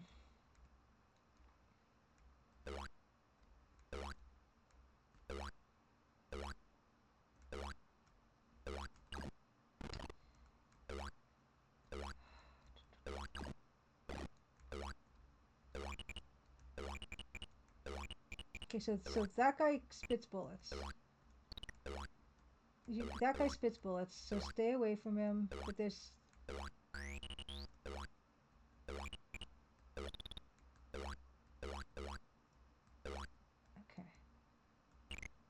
Yeah, I see that now. I see it this time.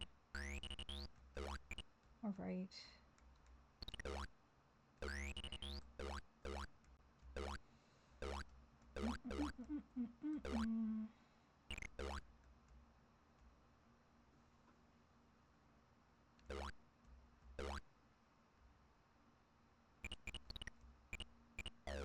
Oh boy, I missed that the first time, I think. Okay, so. Do we all remember the secret recipe for the paint color? No. I don't know.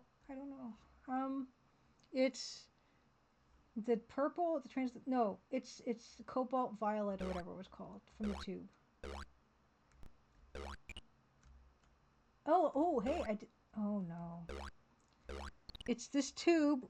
Where'd the tube go? Cobalt violet. It's cobalt violet and cerulean. I can't forget. Okay, so okay.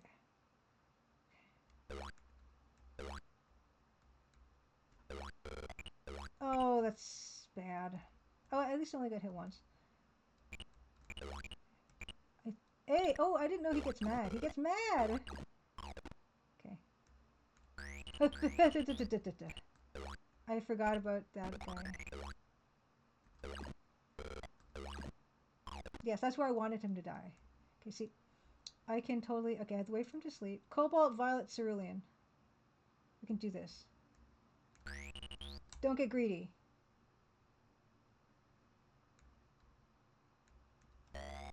Oh. Nope.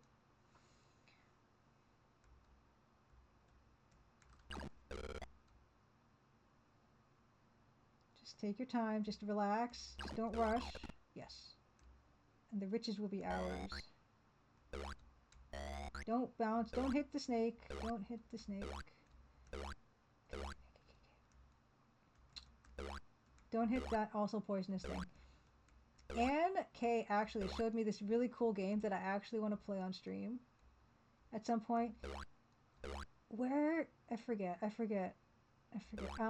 It's not EGA, but I think it's so cool that I'm probably gonna have to play it eventually. Yes. Save. I did it. Oh my gosh, am I almost finished this game? Is that what's happening? I have 3 more levels to go. But there's other episodes. Cool. Let's do this. Let's do this how I would do this. Let's do this how I would do this. Let's forget all this trying to do techniques I don't do. Let's get into that part of the Mind's Eye Tavern. Let's paint it with this brush that other people would say is too small. Right? We're gonna go fast. We're gonna go fast. I don't actually... We're gonna use this drying up tube of this cobalt violet that I bought a while ago because they don't make the tubes like this anymore.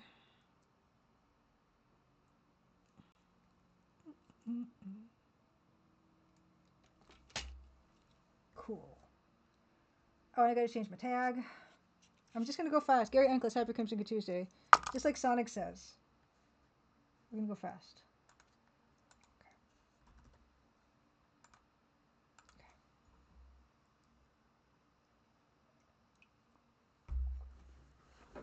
Okay. Oh, you know what? Should I first do the type for the Mind's Eye Tavern part? I feel like that would be yellow. We can make it that the disgusting. Should I do that first? Because that's the lighter color. Mind's Eye Tavern. Mind's Eye I would do in the disgusting yellow. And then Tavern, which there's not even enough room on this poster to put Tavern, but never mind. That will be cyan. And then I can do, or should I do it the other way? No, I should do this, at least for the Mind's Eye part. And go in with this disgusting yellow. That's just horrible and acidic. And we're going to go in here.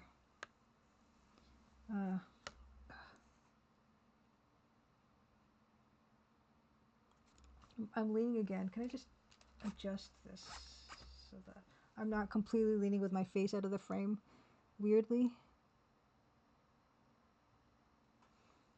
And yes, this, looking at the diameter of this brush, it looks too big, but like I said, these are nice brushes and they come to a nice point.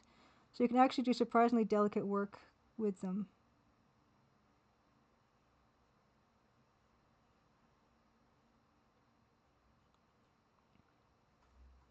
Okay, you can kind of see my head, kind of. It's all good.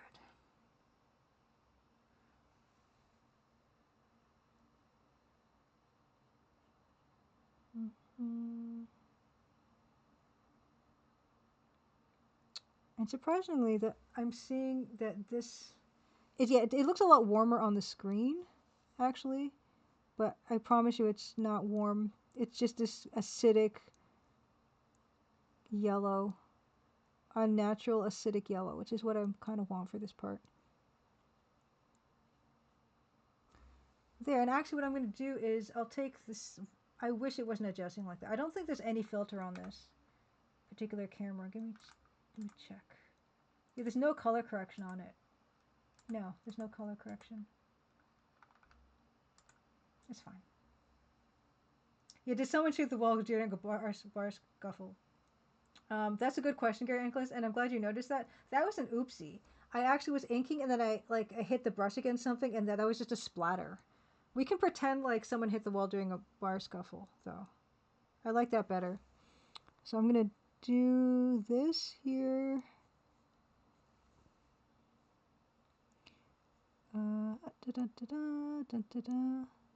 Let's see about that other part. Yeah, so it's the this part is drying, but it's still not all the way there. And a way to check sometimes is just to feel if the paper is cool. Like it's still a little cool to the touch. Like it's dry kind of, but it's still cool to the touch, which means that it's not 100% dry, this part.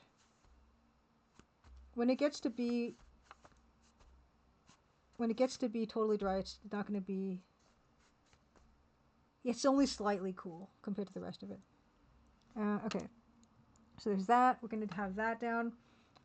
We can actually, like these pieces of paper are probably also not going to be white because white is the brightest color you can have. So it's not going to, these are not going to stay white.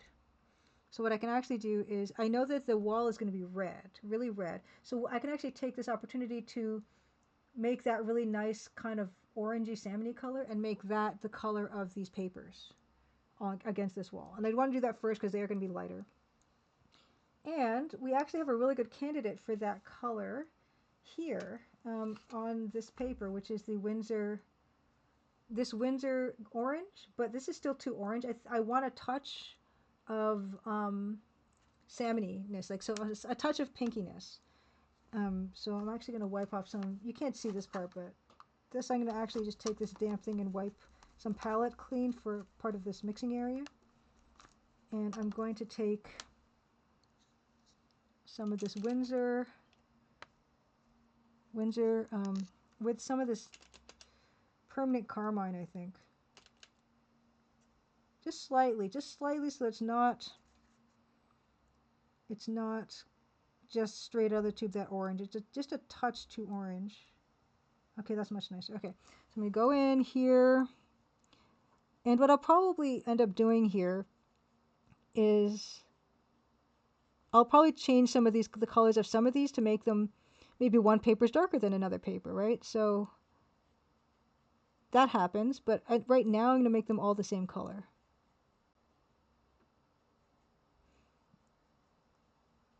And yes, this is the benefit of a bigger brush, is it's going to hold more water, so I can paint more area without having to go back for more water.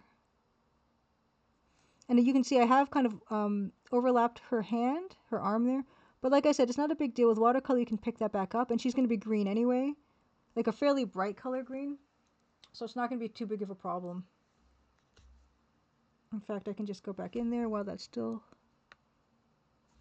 and just pick up that pigment again. Yeah.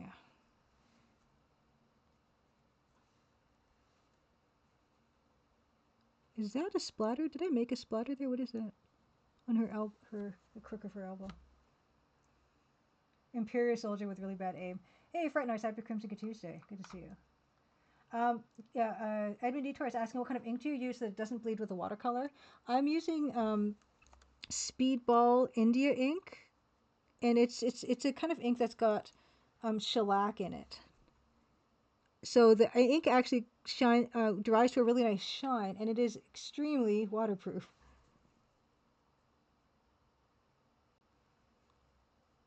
I'm realizing I didn't do stipple here, so I'm going to make this like it's part of the paper.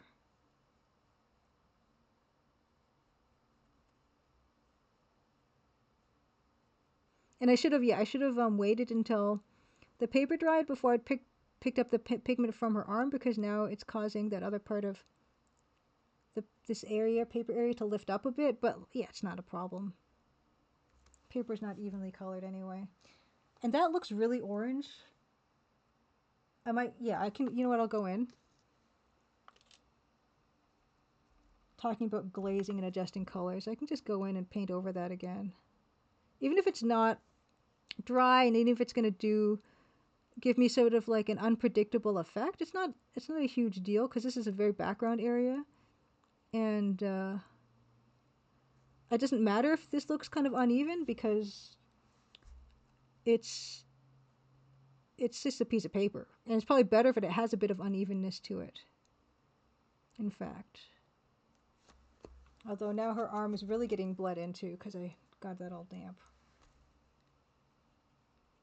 So I gotta lift that up again using this brush.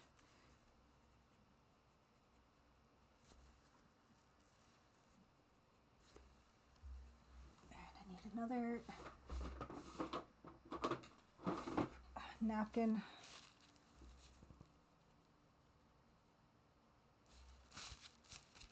And I'm just kind of really drying off this brush and just picking up pigment.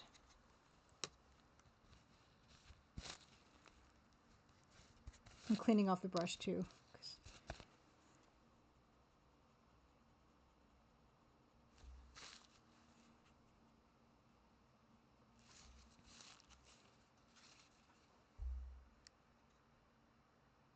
I'm trying to kind of recreate some of these colors, like, but yeah, I mean, painting EGA is just not going to really work. Bill Coon, happy Crimson Tuesday. Good to see you. Yeah, we're just trying to paint this. I'm going to let that dry and then probably darken that back up again, fill that back in. But yeah, these colors, like I said, are not really accurate that you're seeing on the screen to what the actual real life look of it is. Because yeah, this looks really warm on screen. But let's see, is this kind of dry enough? Yeah, that's dry enough. I'm really excited about this purple though. I feel like that's a wonderful color, purple. This color. But I feel like I'm going to want that to be really saturated. So let's see. It was actually, before I do that, I'm just going to clean off the rest of this part so I don't accidentally mix that in there.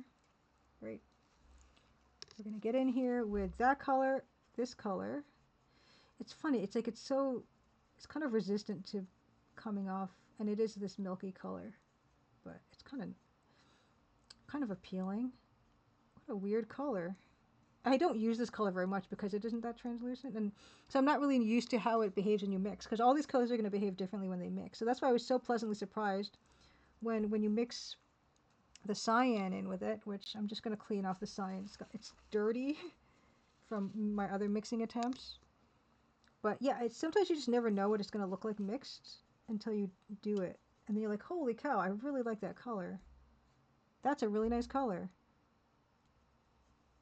And sometimes you do kind of need to use the paint from the tube because you don't want to add too much water to mix it. And you want that really strong pigment color. Okay, so I'm sorry, I'm going to have to get in here with my whole head.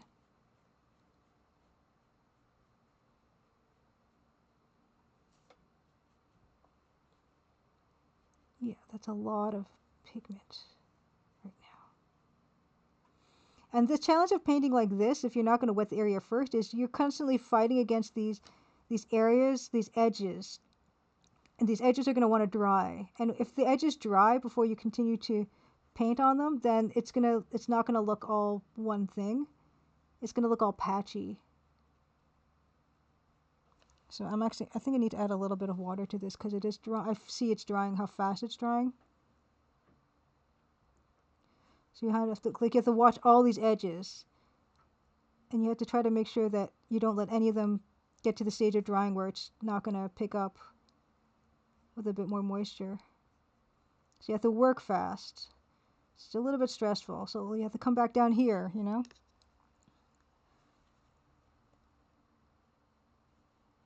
And go back up here. And it gets really complicated in these complicated little areas, so you kind of have to... So that's why I might be leaning out of frame.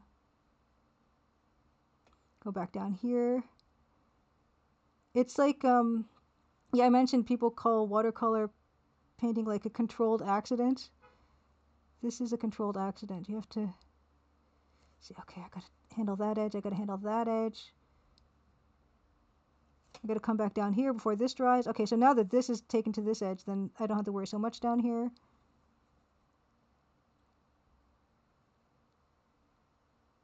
And yeah, like if you try to go back down into these areas and even them up, it's going to be a problem.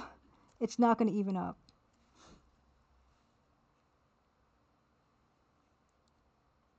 And this is like, oh yeah, do I need to use a smaller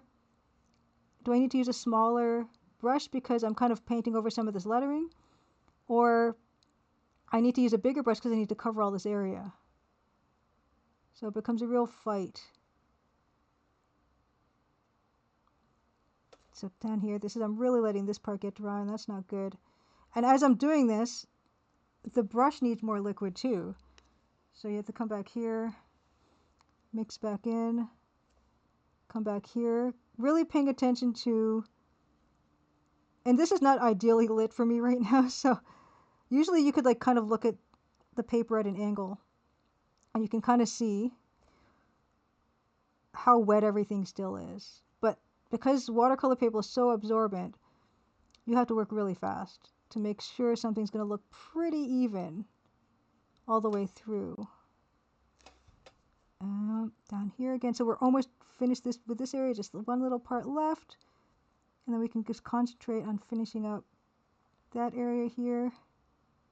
Just looking at, like, I'm leaving little white areas sometimes, and you don't want those. This looks like the only bit left, so that's good.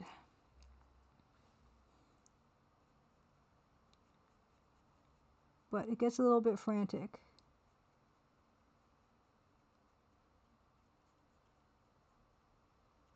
And I am painting this with like a good amount of bleed. Like this is going to be cropped, so you won't see all of this Mind's Eye Tavern part, but you can't just stop where you think the actual design's going to stop. Sorry, I had to ignore chat because that was a controlled flood, a controlled accident. Yeah, fret noise, less water means more saturation, 100%.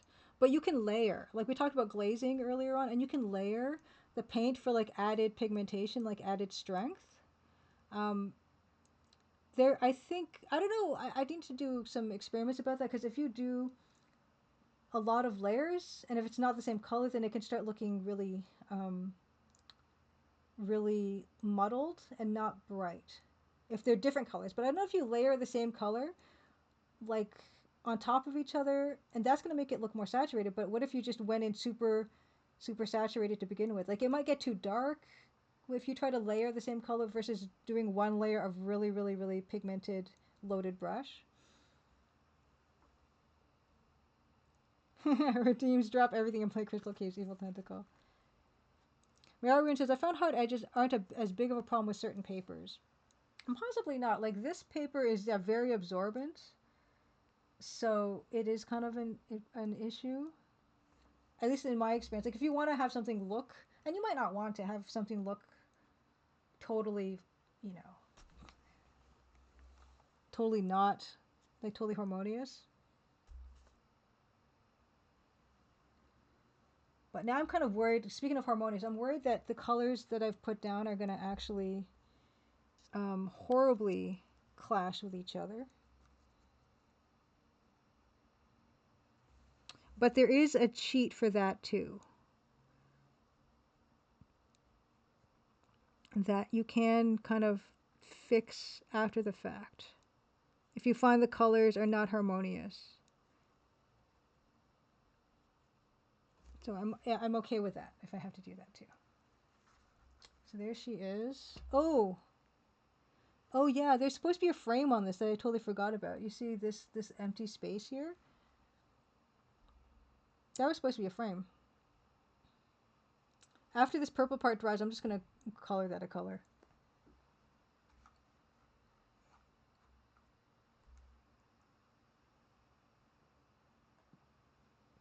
Gary Ankles, as one of your theater bosses said, like that art is battle with your medium. Oh yeah, watercolor is highly resistant.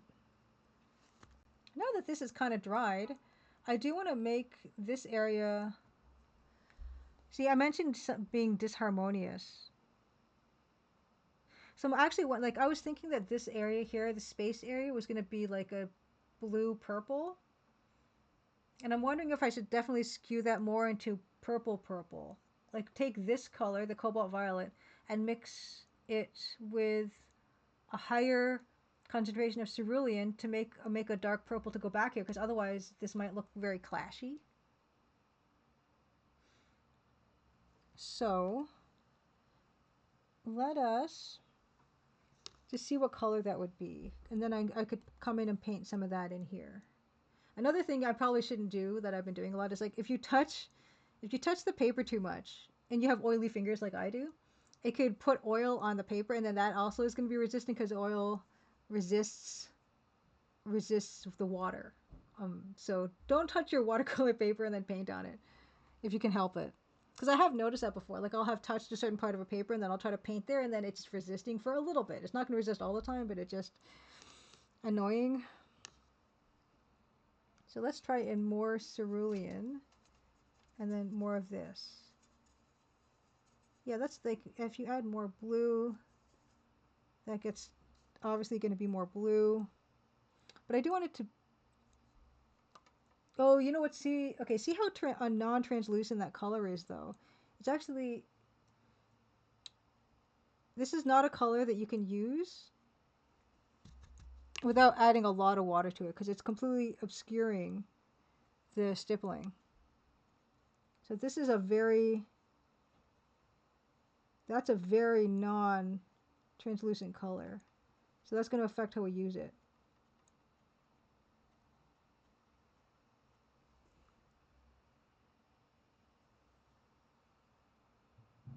You can't even tell it's there, really.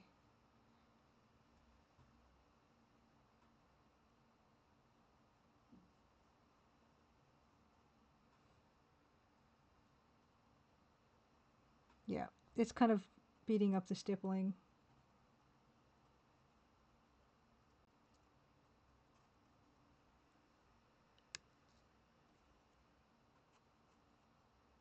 Okay.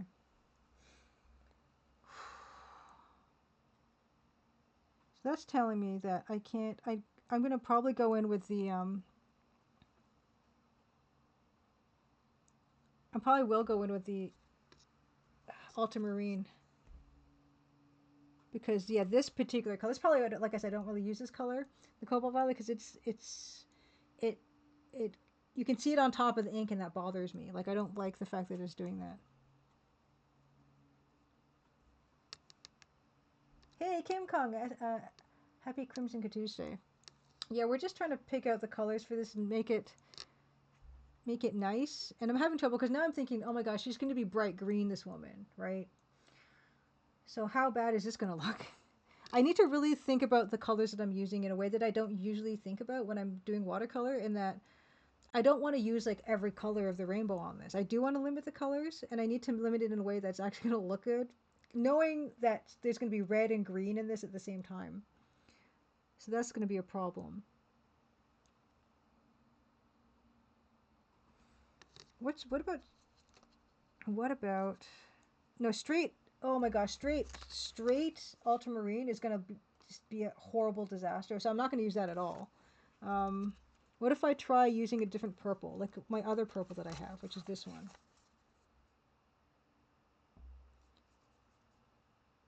I might have to go in with some of this purple. Gary Enkles asks, technically are you using every color of the rainbow but keeping some white? I suppose technically we could say that. Because yes, every color of the rainbow is white. Technically? But paint is not the same as like light colors. Because you think of light RGB, the red, green, and blue light will combine to make white, right? But paint doesn't work like that because it's I forget why, but it doesn't. Tim Kong, enjoy your lurk. Oh yeah, Blair Madison. There's often a lot of anxiety about making a mistake, but this is kind of part of the reason I'm doing this. So yeah, I think I'm gonna have to use this color. This is not a color I've really used this much in this piece yet, but it is a purple, and I'm gonna use this purple with a color we've already used, which is this cerulean. So I'm gonna go back in here, wipe this off again. This mixing part here, I just wipe that off again. And then I'm going to mix this purple with this cerulean. Yeah, it's actually kind of fun to try to troubleshoot this. So the cerulean plus this color makes a really nice purple, actually. That will be, like, the cerulean is not super translucent either, to be fair. But mixing two of the not too translucent colors together is just, like, asking for it. That's actually a really nice color. And that is more translucent, I can already tell. You can't tell, but I can tell. So that's actually nice, and it's nice in a way that is darker, and it's not killing my laborious stippling that I did.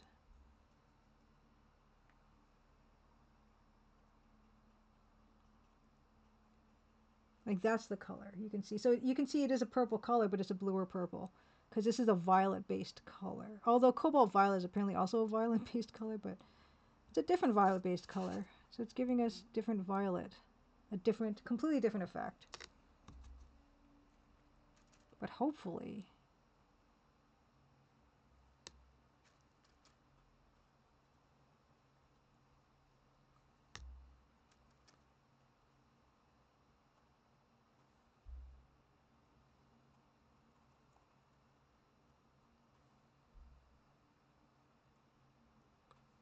and I'm actually going to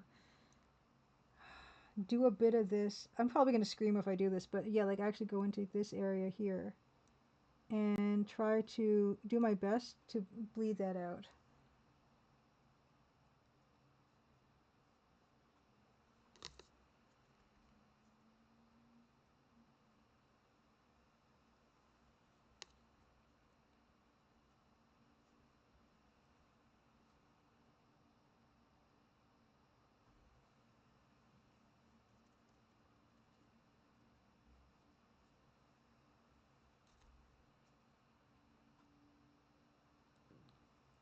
And then do the same up here.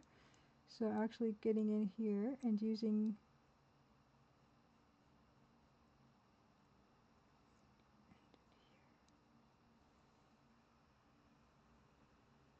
okay, this is making me feel a little bit better. Like it's not gonna it's feeling a bit better.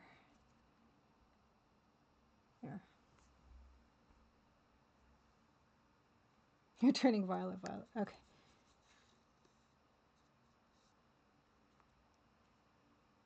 Oh. Okay, Goldman Summers says, I'm not 100% sure, but I think Mixuki did his color with blue line method, which had the line art printed on a sheet of acetate. The line art would also be printed on paper in blue, which is where they would do the colors. It's like almost like an animation cell. Fascinating. Oh, there's the two color on the test paper. The two dots in the mouth. Oh, interesting. Gomez said, but most of the manga artists I've seen would just do their colors and lines on the same paper and not worry about watercolor covering up the lines a bit. Ah.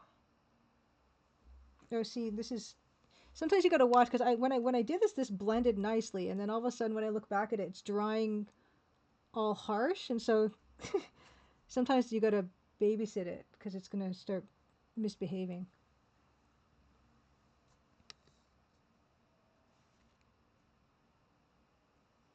Gary Inkler says, I'm reading Watchmen for school and I don't know how they colored that comic book. I actually don't know how they did that. Like I know CMYK color processes, they would do like a four color passes through a printing press.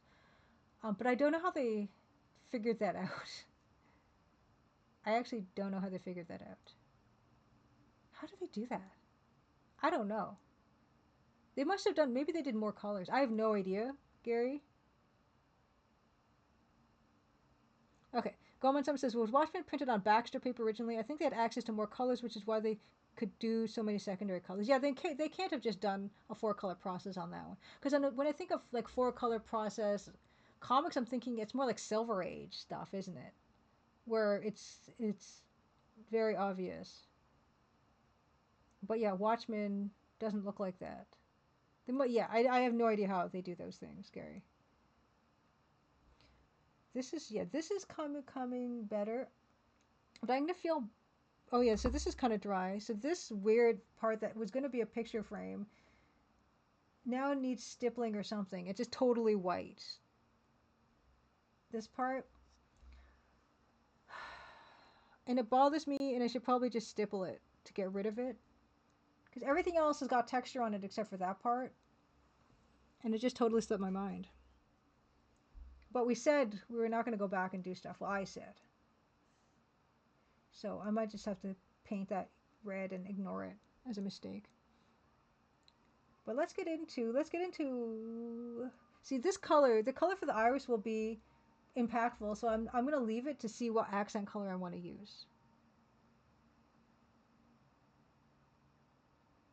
Oh, Mug Monster says British comics during the 70s and 80s were different from American ones. American ones had a very limited palette, which they frequently had to use blue for black, but British ones were hand painted. Huh. Let's get in here and do something fun. Let's get in here and do this grotty. Oh, I forgot to do this paper. Oh well, I can do that later. This grotty wall. Ooh, Goldman Sachs said, I know John Higgins did the blue line method for Killing Joke. Huh. Huh. Yeah, I kind of like the idea of putting it all together despite any interferences of the paint and the ink. Because I just like having something as a cohesive thing. But I get the appeal for sure. Let's get into some, let's go. I'm feeling more relaxed about this now. So let's get into the red. And it's where we're going to do, I want some of the brown matter in there because I like that grossness. I like the dirtiness of the brown matter, which you can't see. It just looks really beautiful on this sample. This brown matter looks much brighter than it does in real life. But I like it, and I like mixing these two colors. And then if the wall comes up being uneven, of course a wall is going to be uneven. Oh, So for John Higgins, Killing Joke, but did the blue line method, but Brian Bolland hated it and redid the color digitally for newer printings.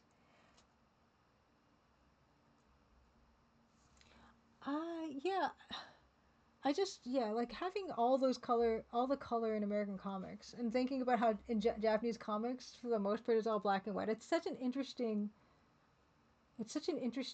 like difference, like an interesting contrast.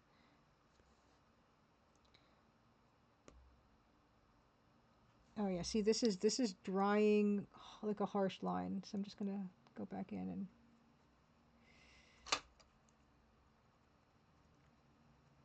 get rid of those harsh lines. Let's get in with, is that, yeah, that's kind of dry.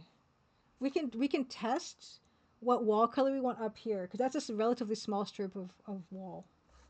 But let's do brown matter. Let's wipe this part off.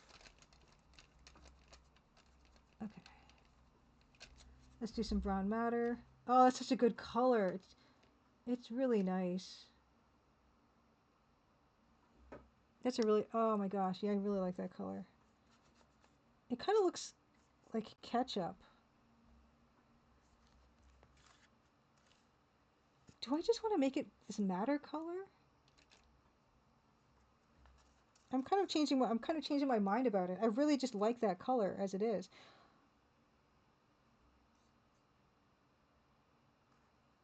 Okay, yeah, I've changed my mind. I just like I like the brown matter. For some reason, it was looking really dark before. But let's just for argument's sake, stick it up here. Oh yeah, it's nice and it's beautifully translucent. Oh, that's really nice. Yeah, okay, let's stick with that. I think it's more translucent than the cadmium. Alizarin Crimson's really translucent though, which is nice. So this is another aspect. Oh, that's great. This is another aspect of. Ooh, it looks really really crazy bright on the camera. It doesn't look that bright in real life. Do I have to make it darker? Anyway, I can make it darker. We can always glaze darker. That's not a big deal.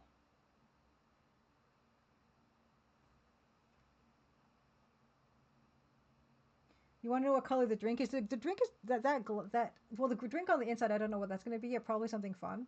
Um, but the glass itself is going to be like these magenta. They're going to be magenta because the glasses in the Mind's Eye Tavern poster are magenta.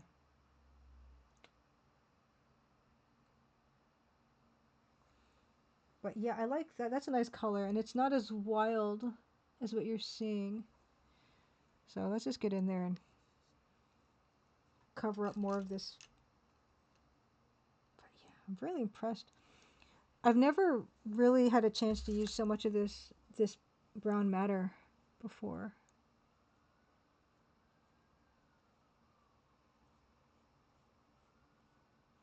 It might be like my new favorite color.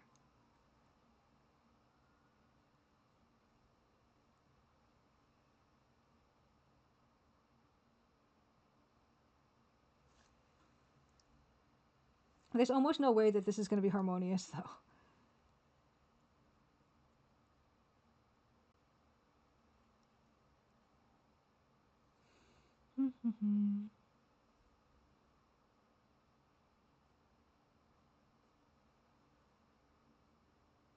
So this is what the professional watercolors are like. Just that's so translucent.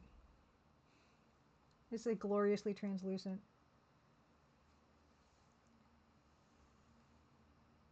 Oh, Goldman Summit says, I know popular British comics magazine 2000 AD, where Judge Dredd originated, was mostly in black and white.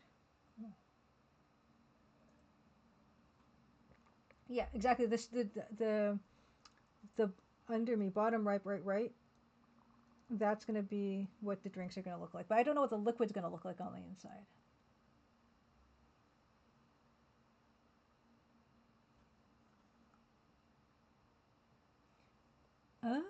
Oh my gosh. Okay, interesting. Okay. Mug Monster's knowledge is based on how they published two different Transformers comics in the U.S. and the UK in the 80s, and how they colored things differently. Published in different formats. American one was your standard one issue of month with 20 pages, while the British was kind of bi-monthly anthology release. So you would have like half of American issue printed in it, and then additional content added to supplement it. Additional content was made in-house by Marvel UK. That's fascinating.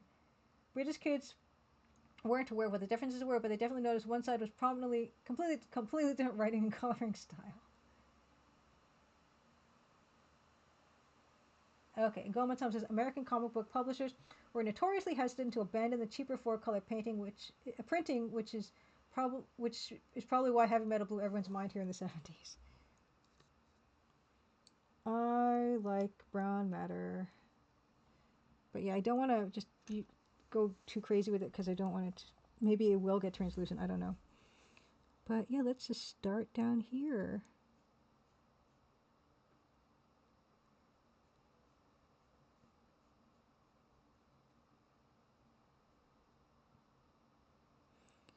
It's incredible. But I guess if the color doesn't end up being particularly harmonious, that's danker, isn't it?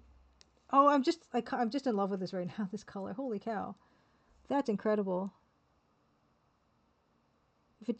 I'm usually so careful about my colors that, oh no, I painted over the bubbles. Oh well. Can I save them? I can't save them. I could go back in there with something opaque maybe later.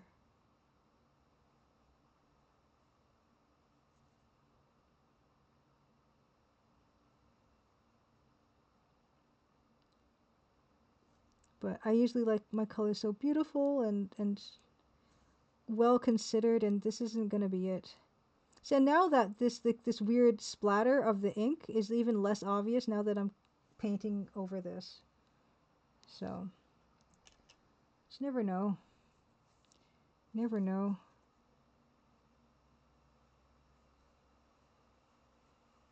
Ooh, I'm going to have a really good opportunity to use some of this Venetian red, I think, when I do the bricks. Yeah, this is going to be a bunch of different discordant colors, and it's going to be a disaster.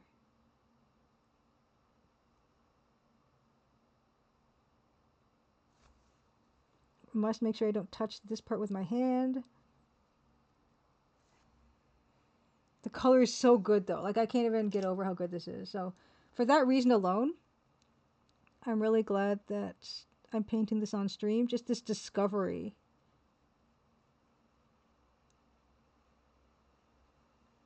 Whoops.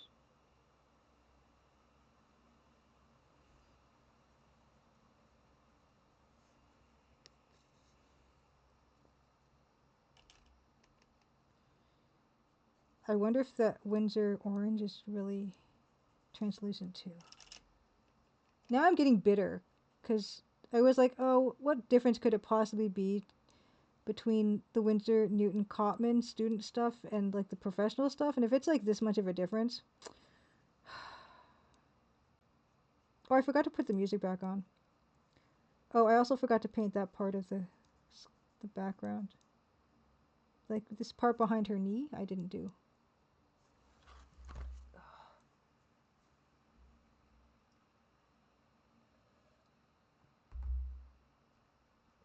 Disaster Squad says, I was always a bit intimidated by watercolor just because of the permanence of mistakes. Well, the interesting thing is actually Disaster Squad is it's actually in some ways it's a pretty forgiving medium. And for instance, let's take a part that's dried. That's pretty bright. Like, let's say that this part I was like, oh, I painted too much there. I could lift off quite a bit of this. Or let's just take something even safer, like this part here, this purple. I might have to change my water actually, but if you can go back and you can actually lift off quite a bit of this. You know, with if your paper will stand up to it. You can come in back in here and you can just delicately scrub away at this, and you can suck this pigment and water back up sometimes, and then you can even blot with more napkins.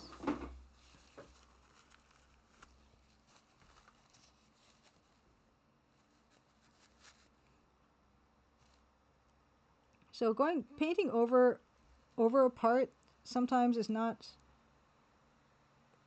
it's not the end of the world, because you can at least minimize how much, you know, how bad it looks, whatever mistake you might have made.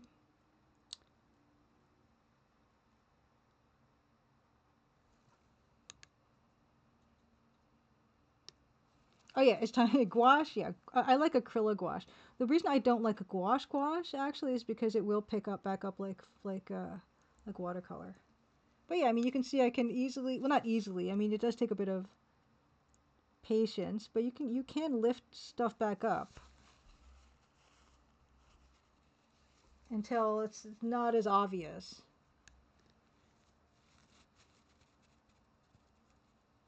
Oh no, yeah, I mean, sometimes I see my own pencils through the inks here, and it's not my favorite thing, but it's just like it's kind of cool for other people when they can see that. When I see that in like art galleries, you're like, oh, it's so cool. I can see, the sketch or the underpainting underneath.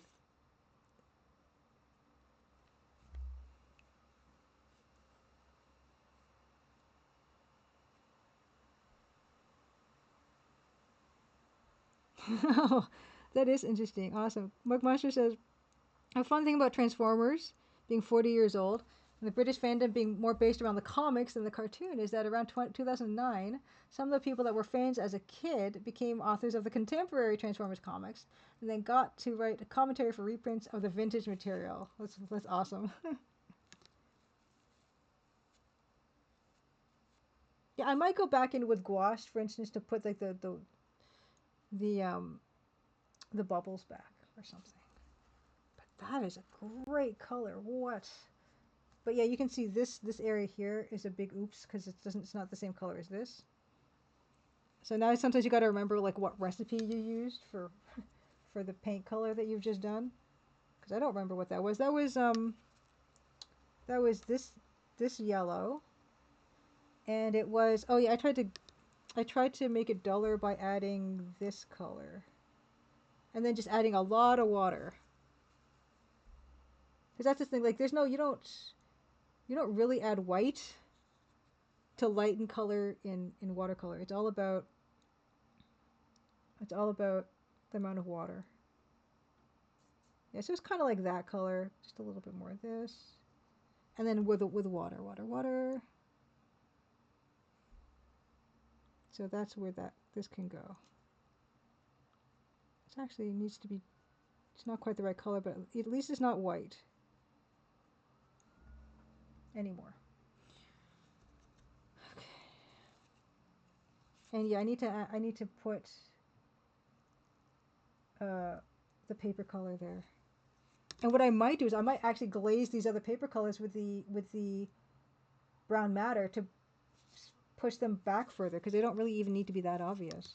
But before I do that, I can recreate that color, and that color was the Windsor orange, and the magenta that I. Oh no, it was not the magenta. It was the Windsor orange, and this permanent carmine.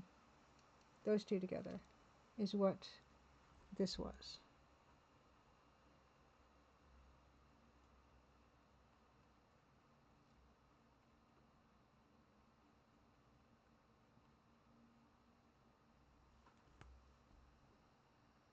Yeah, and we will do a glaze. Why not? We talked all about it. Disaster Squad, how the commission's coming along? Like, I have a pixel art commission lined up, but I'm going to be doing it completely on stream. So that's not necessarily coming along, but it's going to follow this one.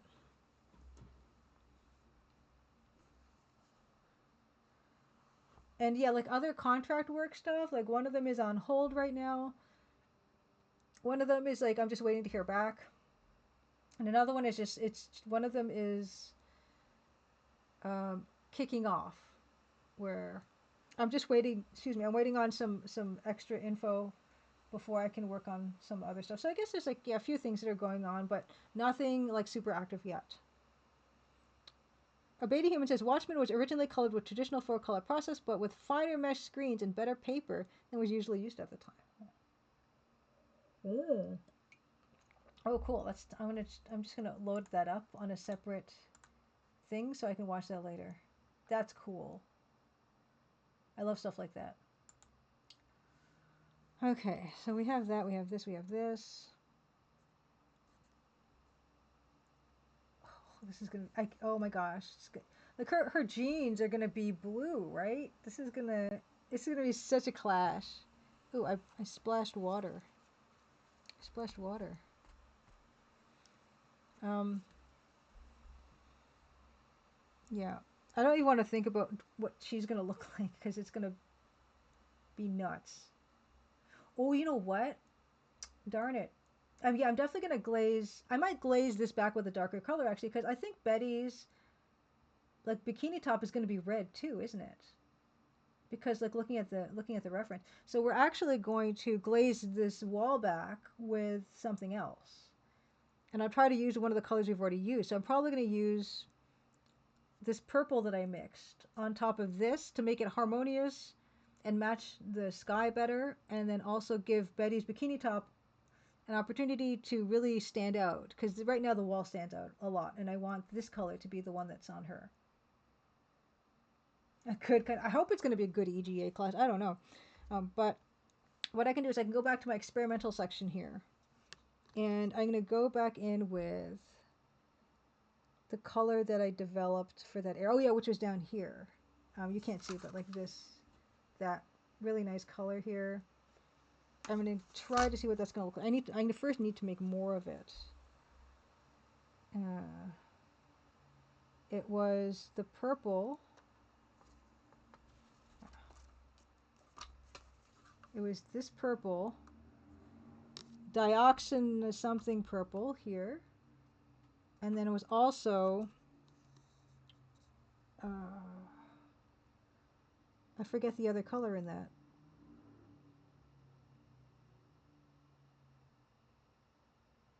What was the other color in that? Was it? It wasn't ultramarine. I said I wasn't going to use ultramarine. It slipped my mind now. Was it ultramarine? It wasn't ultramarine. What did I use? Was it the cyan? It must have been the cyan. Let's just clean that back up again. I think it was cyan. Yeah, yeah, it was the cyan. Okay. Okay. So we're going to try to do this where once that's dry, if you just put a thin layer of something on top, then theoretically, yeah, it's just going to color over, right? It's darker.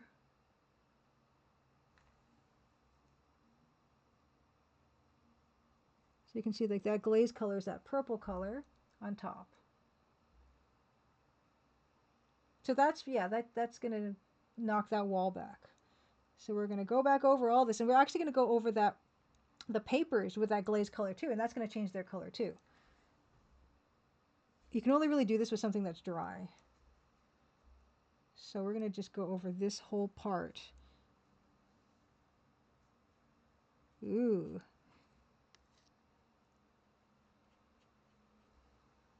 It's already such a big change, isn't it? And just trying to lightly go over this area. We're not trying to pick up the other color, because that's still possible, but we don't want to do that.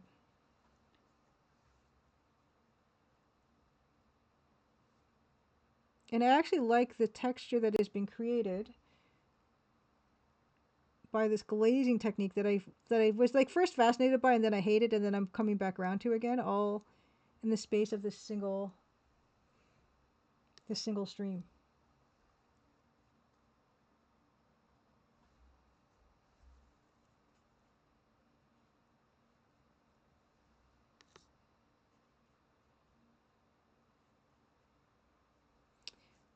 Yeah.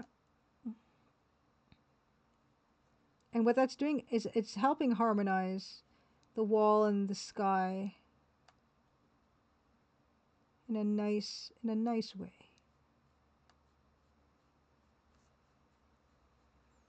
And further hiding our oopsie splat on the wall. So it's not bad either.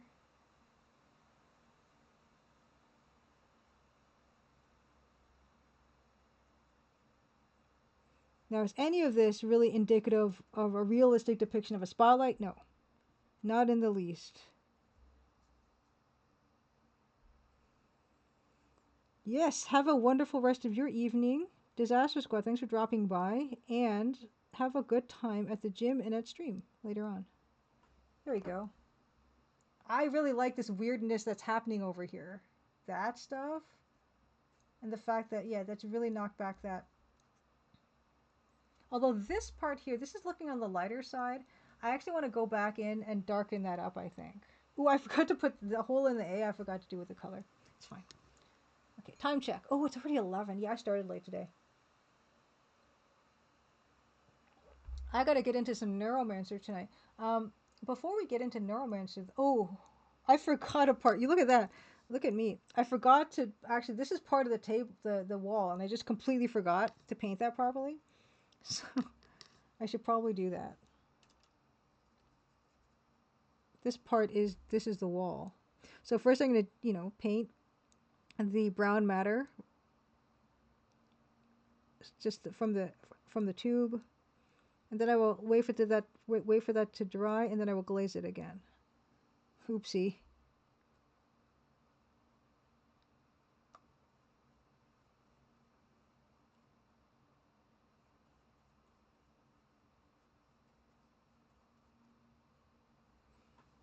Yeah, you can see how bright that is after we glaze that other section.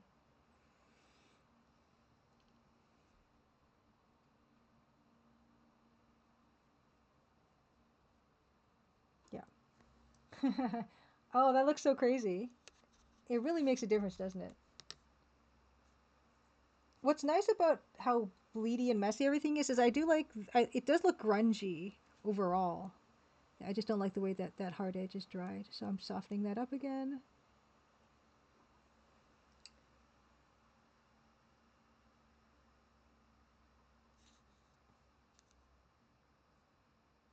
But yeah, that Mind's Eye Tavern thing is not. I actually my instinct is to make it bluer because of what the sky is doing, and I do want to still keep it distinct from the wall. So what if I make that? What if I make that bluer? What if I use the ultramarine that I said I wasn't going to use? No, let's try that my favorite violet color again. And maybe I just keep going back to this. I think cerulean does such a it oh wow, that was a whole chunk.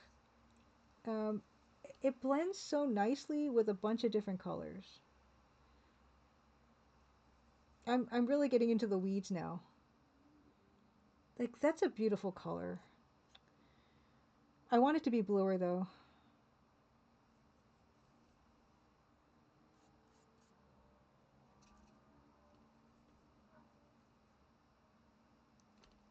Yeah, I think I want it bluer, especially because the Mind Eye Tavern thing has cyan in it. Okay, I'm gonna use that, but I'm gonna really water that down. It's such a shame because it's really loaded up with some really nice color. Let's try to glaze this horrible part that was just so much trouble. Yeah. It's also going to make the lettering stand out better.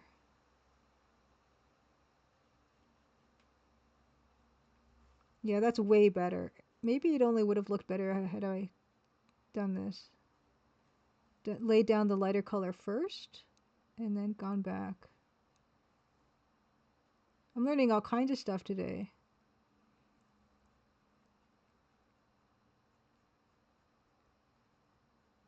Yeah, I like that color. I like it.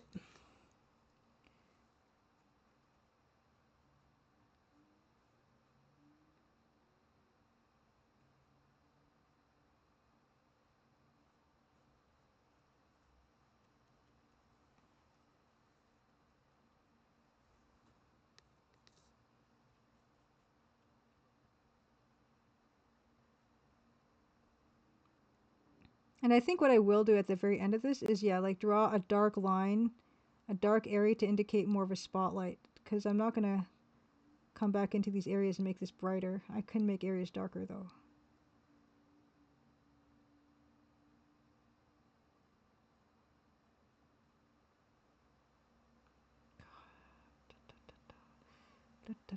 Oh, back up here.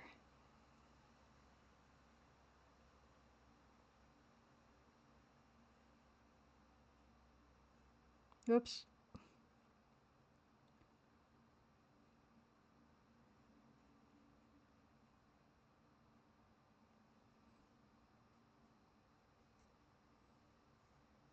And then after we do this whole thing, oh yeah, after this, the wall, the too bright wall part will be dry, and then I'll glaze that, and then we will get into some Neuromancer.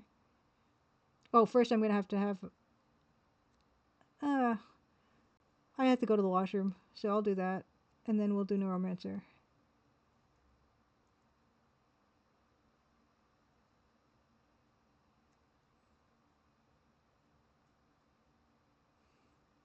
Yeah.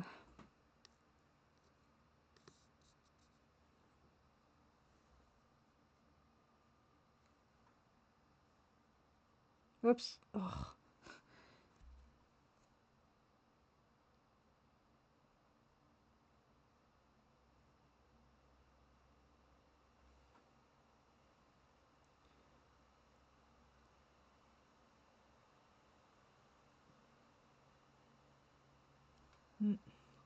Now I don't have enough pig. Oh, yeah, there we go. Okay.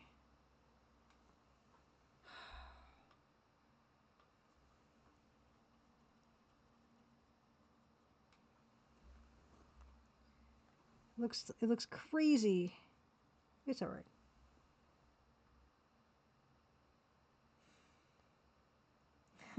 You know, with the purple to pinkish transition is nice. Yeah, I mean, maybe I should like let this be grotty. Like, what if I scrubbed into that back in some?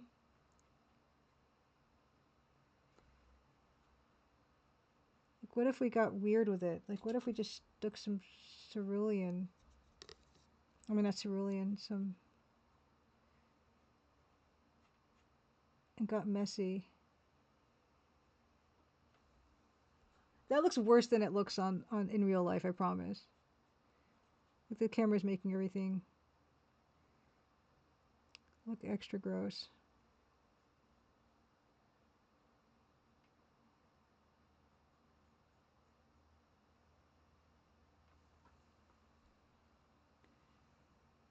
And then now I just want to do that over here.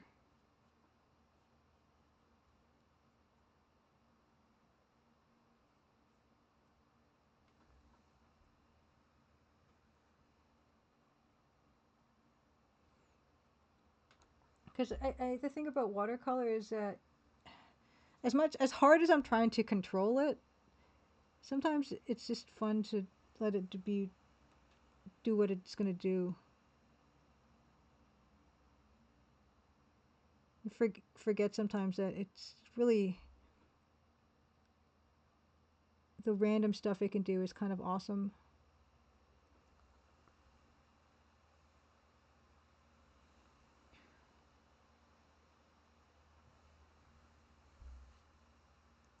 Okay, so down here, what do we have? Yeah, that's fine. We're gonna go back in there and glaze that like the rest of the wall, and then we'll call it for the night, and then get into some Neuromancer.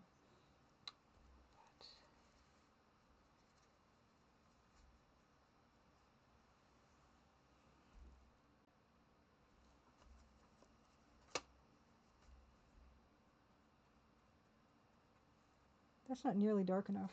I kind of ran out of this.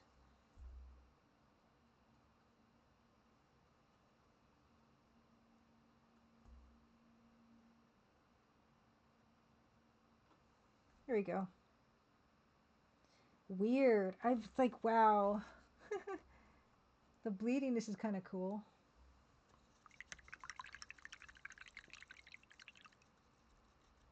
Yeah, Goldman Summer. Yeah, the glazing, you know, we talked, there's so much said about glazing today. The purple glazing, there's something to it, I feel, right? Like this really, this whole exploration into, I've got so many wet napkins. This whole exploration has been really enjoyable, actually. Oh, that's a really nice napkin. I don't want to waste that really nice napkin. Okay, yeah. Let's clean. I'm gonna move some of these palettes out of the way. I'm gonna make sure I wash this brush properly after the fact.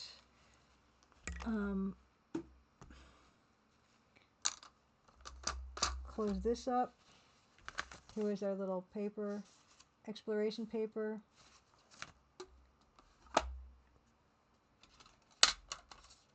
Yeah, I usually, for the longest time, this is the first thing I've watercolored that hasn't been a cat card in just about forever. So it's been super nice to actually explore like this and play like this again.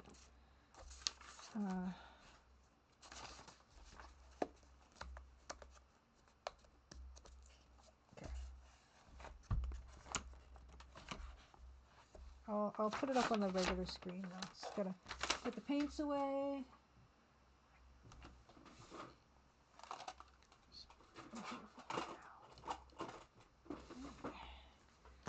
This over here. Nope. Go over here. Okay. Water. Okay, there's a bit of water on the table. Okay. So let's. Is it? Yeah, that's what.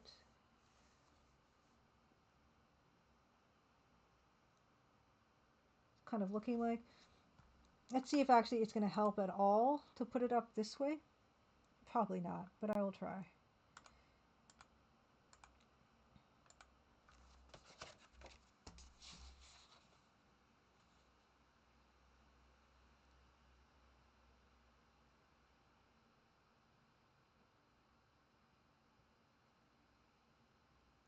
It's not really adjusting.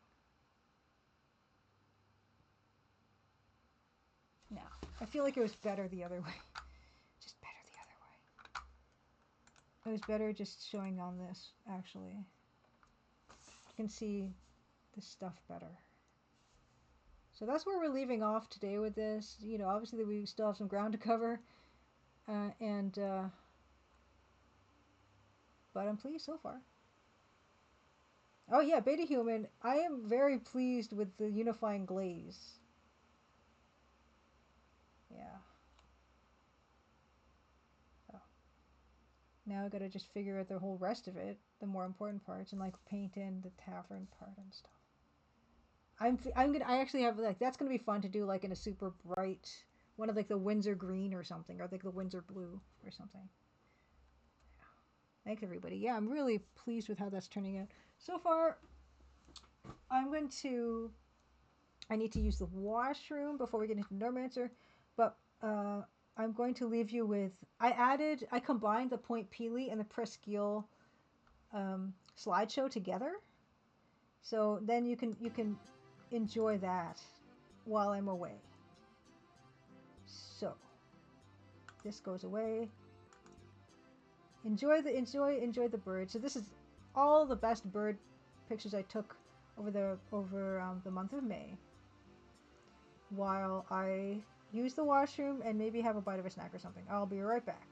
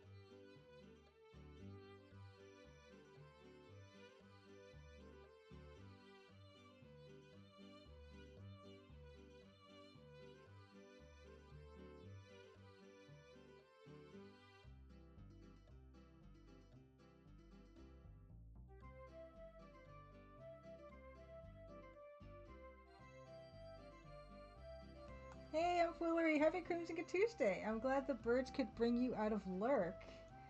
Yeah, there's a lot of warblers in here. This is a Savannah Sparrow. This is a Cape May Warbler.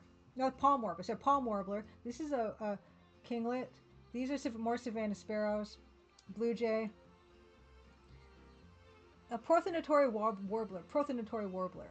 He's a rarer guy, so I took multiple pictures. None of my pictures are good, but they're good enough to identify him, and that's the important part. Oh, Yellow Rumped Warbler. That's a Cape May Warbler. That's a Yellow Warbler. This is Kingbird. Bog Onion. Did I say Bog Onion? This is a Rose-Breasted Grosbeak. This is an Oriole. Maybe probably the caption's called it a Bog Onion. This is a Warbling Vireo. Probably. This is a Northern Parula. It's two bad pictures of a Northern Parula. That's a Egret. That is a Caspian Tern. That is a Canada Goose. Painted turtles. Yeah, these are great. Look how bright he looks. He looks like he's got like an underlit undercarriage or something. That's just him being bright. These are all pictures that, well, except for one of the 5-line skink pictures is not one of mine. But all the other ones, these are all other pictures that I took using a 50x zoom camera.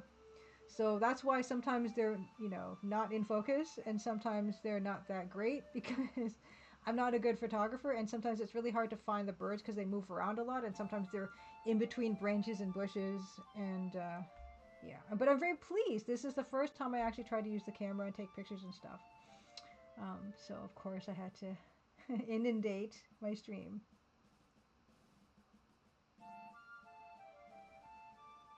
Wasn't Bog Onion the native meaning of the name Chicago? I have no idea. These are, yeah, also mushrooms are easier to take pictures of because they don't move. Well, they don't move as fast as birds do. Yeah, so it was good to be able to practice on them. Yeah, these look like meringue. They look tasty.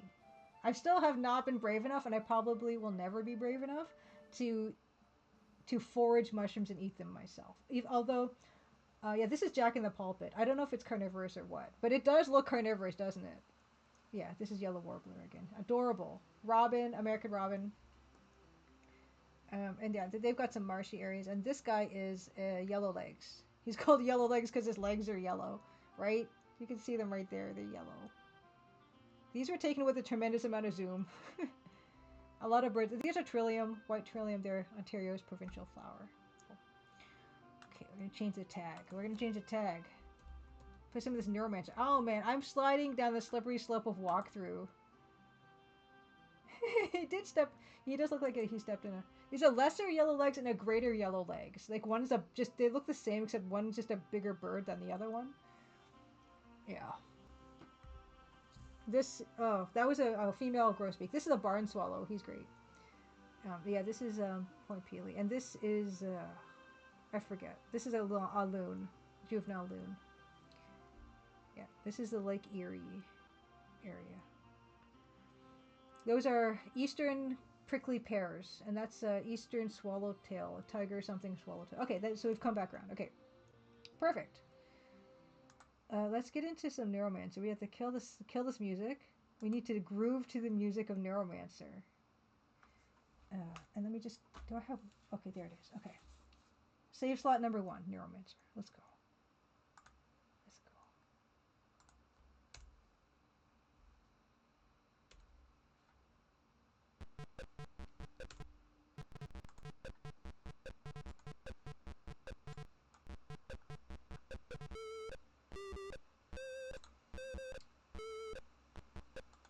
This is the only track apparently in the whole game.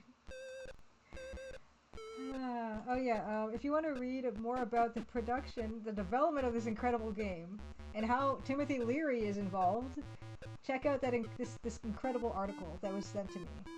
That is very in-depth about this. Because this is a Devo song apparently. It's a PC rendition of a Devo song. And it just plays whenever it wants to during the game, and that's fun.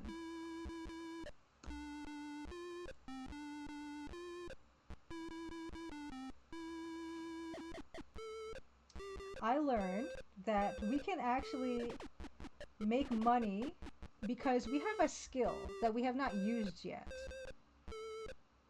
No, it's not a skill. It's a program. We have a program in our deck. Whoops, that's not what I wanted. I like having just the money up. We have in our deck a skill loaded up in the RAM.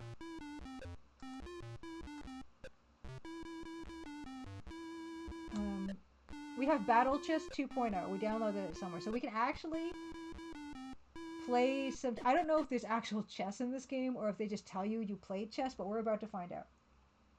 Oh, Edmund Detour has Neuromancer ebook / audiobook waiting for you at your library. You must tell me what you think. You must tell me what you think. But yeah, let's actually. Can we use? Okay, nothing happens. Okay, we have to like log in. We're gonna try this. I'm very excited. Where? First of all, how? Okay, wait. I need my notebook. There's a chess thing you can do. And because we have this program, apparently we automatically are good enough at chess to make it through some rounds. Like, you would think everyone would have this. Cheapo, okay. It's not on PAX, is it? No. Okay, it's not that. It's not that. Let's use our... What is it? I now forget how to access the chess. Wait. Okay, I actually have the walkthrough up in a separate window. Racial levels to log into okay. Hold on. Find chess. Find next chess. Okay, World Chess Confederation. I forget where that is. Let's get there. Operate. Sometimes our thing just fails because we have the cheapest deck. For comlink, enter link code. I actually literally forget how to get onto the chess one. I was so excited because I was going to show you guys this chess thing that's probably going to lead to nothing. It's not in the hotel thing. Is it Reg Fellows? I don't think so. Reg Fellow. Okay. What? It is supposed to be visitor. Oh, wow. Okay. Sign up for a bill at the World Chess Confederation. I've seen that. Okay, is it in the cheaper hotel comlink? Okay.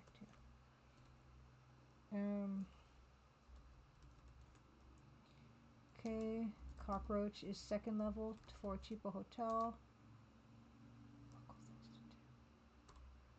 I literally have no brain anymore. Oh, Fred Noise says the C64 version I think actually had a grainy digital audio version of the song. I like the PC speaker myself.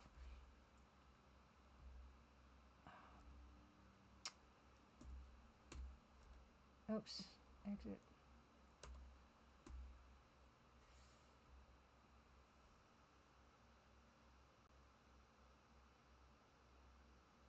Oh yeah, sorry, World Chess Federation. Okay, level 1 is novice. Chess. I forget how to get into... What's the chess one? What's the comlink code for the World Chess Federation? It's so straight. It's supposed to be so easy that you don't even have to... I told you it comes on randomly. It's just saving me now.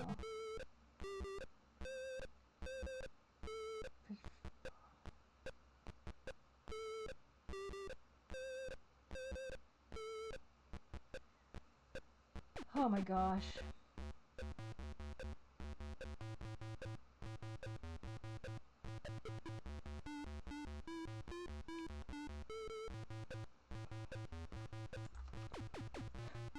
Neuromancer, World Chess Federation,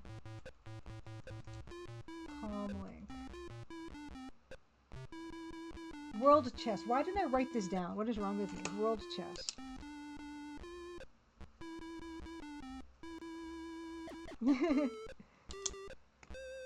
This song reminds you of the Test Drive 3 theme song, Edmund Detour. Maybe it is. Maybe. Okay, I found it. I had to Google it, but I found it. World Chess. Okay. Enter password. Novice. Okay. We're supposed to...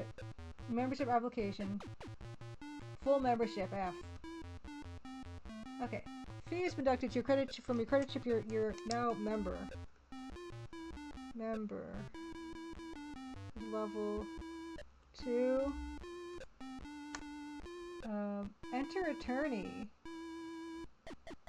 Upload your software. Battle. Yeah, I mean, they're actually just letting you upload whatever software, right? Okay. Contestant 3 versus Data Dan. I lost. Okay. So we don't actually play chess, which is fine. Okay. I'm going to play again. I'm going to play again. Battle chess 2. I lost. What? I'm supposed to be able to win with Battle Chess 2.0. What's the membership application? Okay, no. That's not what I want. About the system, about the tournaments. Let's try again. Which challenge? I don't think Challenge Morphe would be wise, considering I can't. What? I need to double check this walkthrough. How am I losing? This is horrible. You'll be able to play a couple of games in the tournament with your Battle Chess 2.0 before being outclassed, which will slightly add to your bankroll. No, it's not. Patrick Dryle, happy Crimson Tuesday. Says, my strategy at chess has always been to talk my opponent into letting me change the names of the bishops to ninjas. If they let me do that, I call it a win. I've never won with actual rules. I think it is important to set your own goals. I do. I said I set my own goal for soccer today. I didn't want to get injured, and I met that goal. I have to remind myself to be happy. Yes, yeah. Edmund Detour. Yeah, Moby Games says it's a soundtrack by Devo, Mark Mothersbaugh, but there's only the one Devo song. Why am I losing money? That's the most important question. I can't even see how much money. Okay, wait. I'm gonna come back to this because I want to change the view to money. It doesn't look like did I lose money? I don't know. Thank you, Patrick Dryle, for congratulating me on my not very ambitious, but it depends on your view, I guess, of my goal today. Because it was the first, like I said, first outdoor session, so you just don't know what's gonna happen. Yeah, it should work. Okay, did I lose money? I can't even tell. Okay, 93.50. Enter tournament. Battle chess. 93.47. 46. 45. No, it doesn't. Okay, well that's fine. So what's the deal then? What's the deal to not? Why wouldn't I want to just keep doing this until I win? Just barring the fact that I'm never winning. So this is not a thing. Maybe this is earlier in the game. This works, but it's not working. So I'm gonna load the game. That didn't work for me. That's strike one. Okay. Well, the next thing we can do is we can go to Shiva as a gentleman loser and get the Matrix restaurant pass. Apparently on the BBS, when you check it, it's supposed to say that Shiva has the restaurant pass. But I didn't see that. Like if you go into the packs, there is supposed to be this bulletin board, right? And I think on here, it's supposed to say something about Shiva having a pass. But it's not here. But if you ask her about the pass, I've already tested this one to make sure that it works. If you ask Shiva about the pass, then she will give it to you. But we're going to do that. So this, I don't know why she says this, because I can't say anything. I can't say anything besides this stuff. Like I can't ask her for the chip specifically. I mean the pass specifically. I can ask her for the chip that she has, which is to repair our deck for 1,000 credits, but I want to do that. But yeah, if I ask her about it, I can now ask her about pass, and then she will say, Emperor Norton left you a guest pass for the Matrix restaurant. He mumbled something about skills and upgrades. So I can get the pass. You can see the price list there. I guess it's free or something. Shiva gives you guest pass for Matrix restaurant. Fantastic. So I'm going to save the game. Got the Matrix restaurant pass because we get kicked out of this place if we don't have a pass, and now we have a pass. We can also ask Julius Dean about skills. which we will ask him later. But yeah, we can finally really get ourselves into Matrix Restaurant. But after that, I didn't really write anything down in terms of notes for what we're going to do in Neuromancer today. I'm probably going to consult the walkthrough again. Is this it? Nope, that's not it. Nope. Best browsing. Is it? Is it? No. I am every day almost. I am faced with the realization that I'm just bad at games in almost every aspect. Okay, here we go. The Matrix Restaurant is the place to be if you're a wealthy cowboy in Chiba City. This is a club for members only. When you enter, you see Emperor Norton and King Osric deep in conversation. There are waiters around, but they're respectively staying out of sight. There's also a PAX terminal here.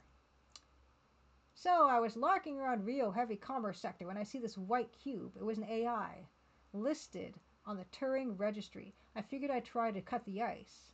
Hit the first layer and flatlined. My Joe boy smelled the skin frying and pulled the trodes off me. I know what you mean. Tried it myself once. That ice was bad news. I even forget which particular ice it was. Maybe an AI got old Bosch. He was worried when I last talked to him at Gridpoint. He thought some AI found a way to make itself smarter. Can you believe it? No. Nobody trusts an AI. Every AI ever built has an electromagnetic shotgun wire to its forehead. Turing would wipe it right away. Hey, look who wandered in when we left the door open. Hi, guys. Let's talk. Got any old chips you want to sell? Hey, do you know anything about... Okay, so... Sure. Got any old chips you want to sell? Have I got chips? I've got logic, software analysis, and musicianship. For you, I'll charge 1,000 each. Great. I think we want some of these. So let me just double check the walkthrough, because yeah, I'm just doing the walkthrough now. Okay. Okay.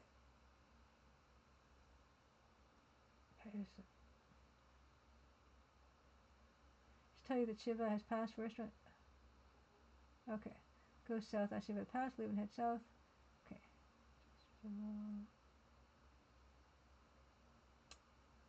Okay.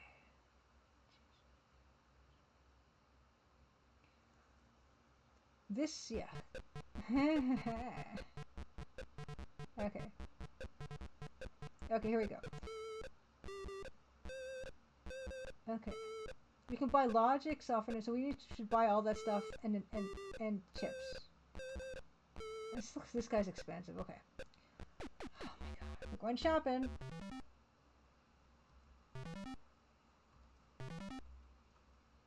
Inventory. Logic, operate, skill chip implant. So these go right into our head. So we have unlimited space apparently in our head. Operate, exit, talk. Asking about skills. Same things you'll have to figure out for yourself. This is one of them. Some things you'll have to figure out for yourself. This is one of them. Can I ask about Ware's analysis? Yeah, he's not helping. Okay. Install all your ships. Ask about upgrades. Okay. Upgrades. Sure, you can raise a few of your skills to level 2 and debug to level 4. 100 for each skill level. That's a bargain. So let's just get everything. What? Oh, I don't have some of these skills. Debug. Oh, I don't have that skill. Bummer. Yeah, we don't have all the skills. Yeah. Okay. So I need to pick up a few skills. Let me write this down.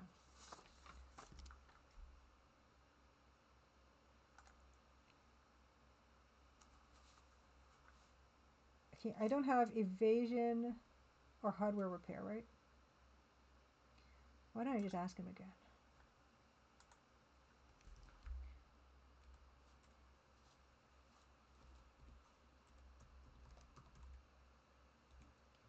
It was evasion and hardware repair, right? Okay, we don't have evasion. And hardware repair. We don't have that. Okay. And the other ones I already have, so there's no point of me buying them. Oh, debug I don't have. But we do have Zen and Wares analysis, right? Skills. Yeah, Wares analysis and Zen. Okay. So we need to acquire evasion, hardware repair, and debug. Okay. Okay. Okay.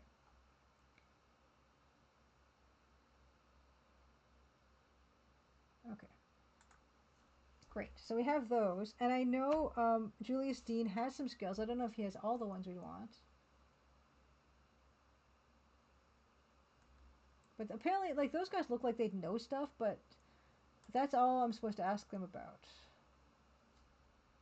Skill, logic, software, install chips. Okay, yeah. So, but yeah, my last note here was Julius Dean. And we'll see if I can figure anything out on my own. Doubtful. But we'll see if I can figure out anything on my own before I run back to the walkthrough. First, let's see. I need to figure out if I remember where Julius Dean is. That's no guarantees.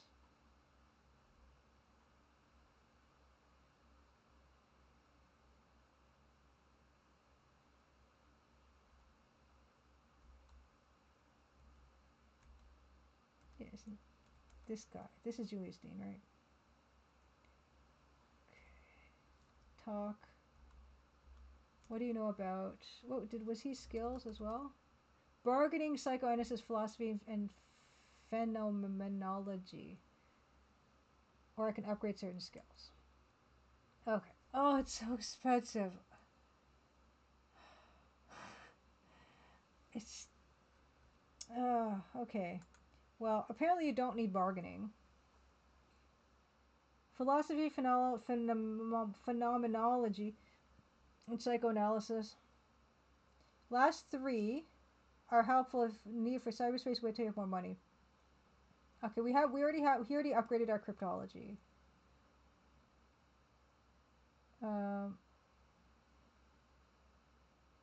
Okay. This guy actually apparently has a lot of like passwords. I don't remember even asking. Why would he have all these passwords?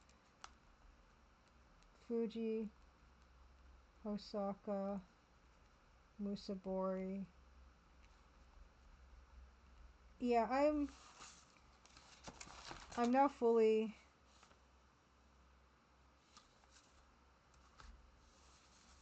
I'm fully in it because we have link codes for Hitachi, but we don't have a password, for instance. That was very frustrating for me. So sure, let's ask.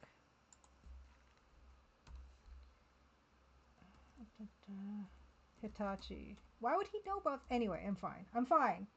Oh, bravo! Happy Crimson Tuesday. Let's party. And by party, we mean play Neuromancer and just shamelessly consult the walkthrough. Okay, just one word you need to remember, Gene Splice. Okay, so the password for Tachi is Gene Splice. Great. Ask about. Play party. It is a play party. We're playing. What do you know about Hosaka? Vulcan. Probably. Okay, oh, Vulcan is in code. Oh, Lupus has evasion. So, yeah, we need to go to Lupus. I don't even remember who Lupus is. I've seen people who are good at adventure games play adventure games. I have said this before. I am not actually good at them. It's incredible. Okay, Vulcan, but I could have sworn I also decoded Vulcan before.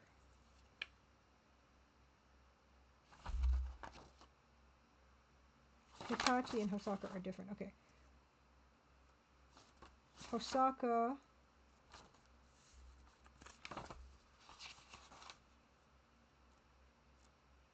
It's not there. I actually have a literal notebook, and I am not even good at that. Hosaka's password is Vulcan. Okay. So Hosaka, okay, I know the link code is Hosaka Corp. Password is Vulcan, but decode. I could have sworn I did this, but we'll do it again. I don't care. If I can't find it in my notes.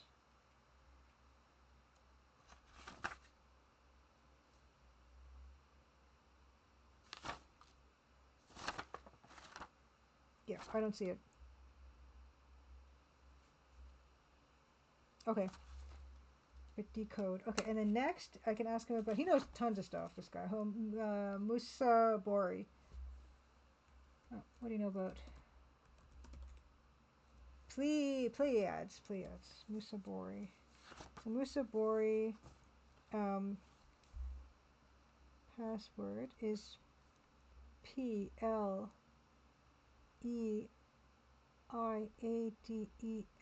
Decode. Okay. Next, Hitachi. I think I already have that one, right? Hitachi. Yeah, I did.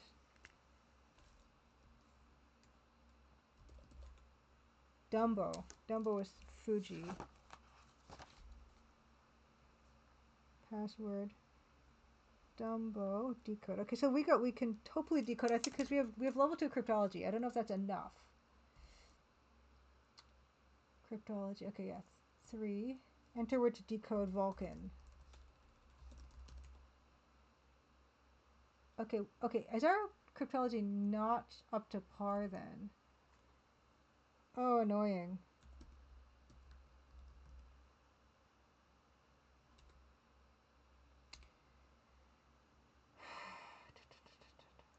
Vulcan, Pleiades.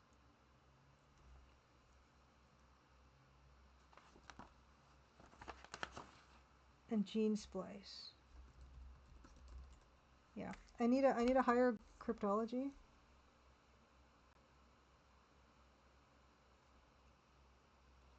Fuji is on Dumbo. Dumbo,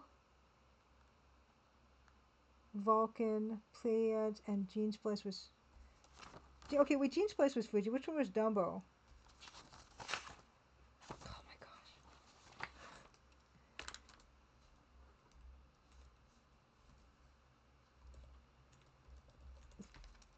This is Dumbo. Why?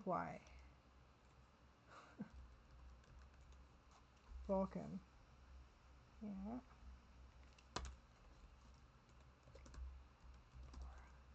Yes.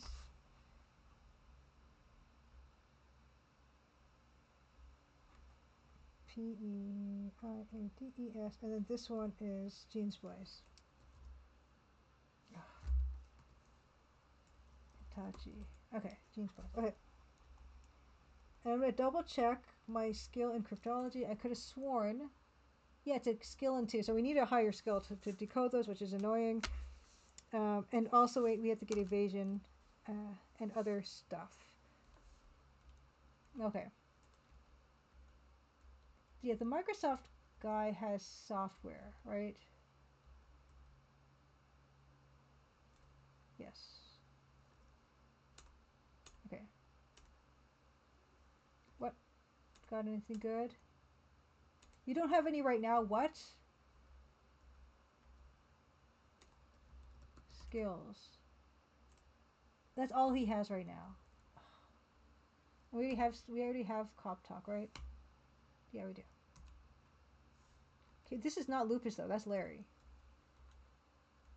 Which one of these guys? That's not going to be the person who has this. Huh. No, Chetsuba's still closed. This guy is down here is Donut World. Nope. Time check. Yeah, I'm gonna go a little bit longer than usual because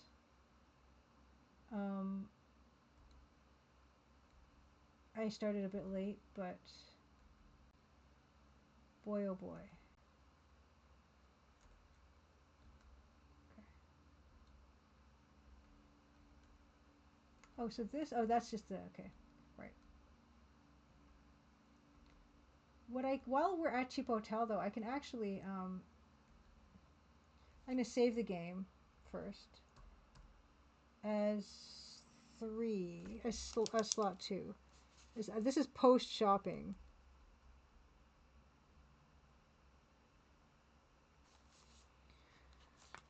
Okay.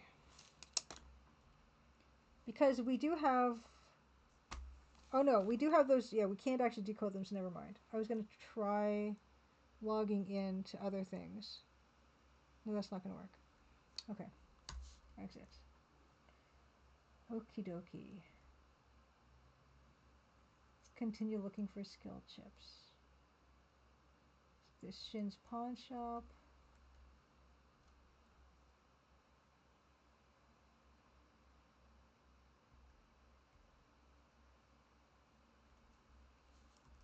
Okay. Okay, so he has decoder, blowtorch, drill probe. So that's stuff that goes on our deck. That's not actually brain stuff. Okay.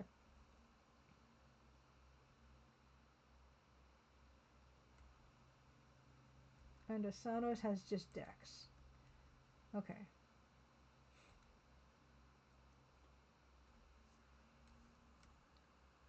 Yeah, this guy also just has decks. These guys just both have decks.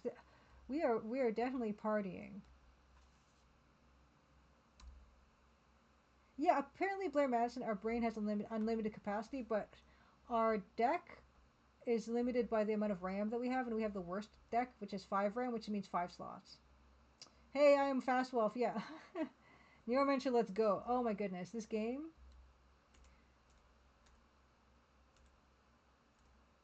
Oh wow. Did we annoy him enough to never let us in his store again? No. Okay. Yeah. So we can go in here. William Gibson's okay. I haven't read too much William Gibson. But yeah, I don't know where to buy the other skills. I might have to super go hardcore into the walkthrough, unfortunately. But I feel like I did get a lot out of this. I still haven't gotten to cyberspace, mind you, but I got a good amount of value here.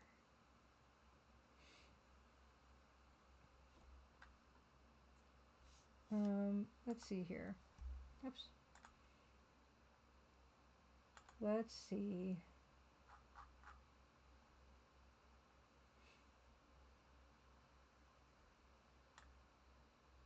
I'm now skimming the walkthrough to see what else I can do. Well, for another 10 minutes. Yeah, our chess career, like, I don't know why we can't. Well, there's a lot of things we couldn't do. Like, we couldn't actually get the caviar and give it to the guy, and then we also couldn't win at chess at all.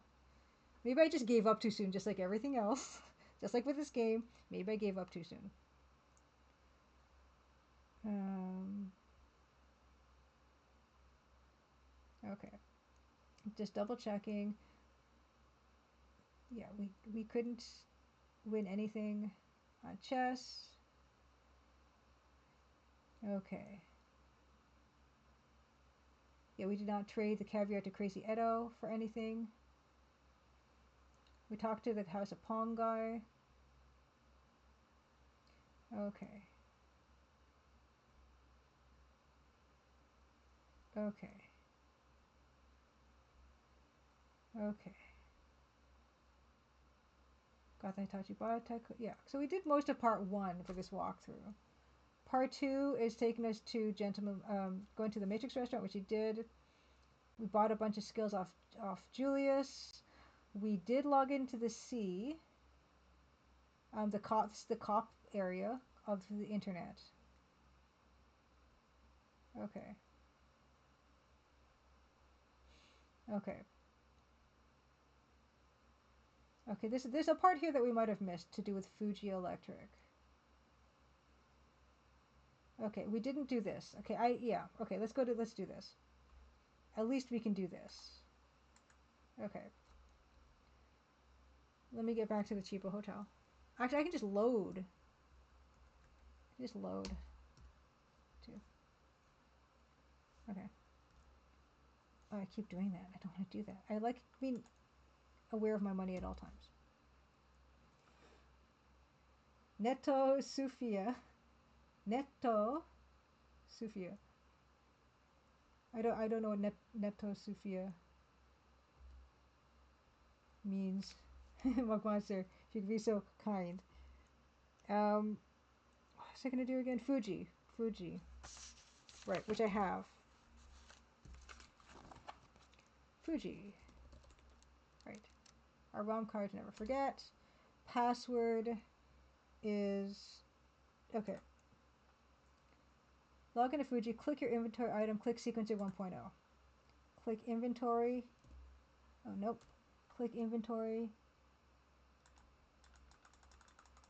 Log into Fuji, click inventory item. What? This? I can't click on anything. What do you mean? Log into Fuji. Do I have to actually go right into the Fuji thing?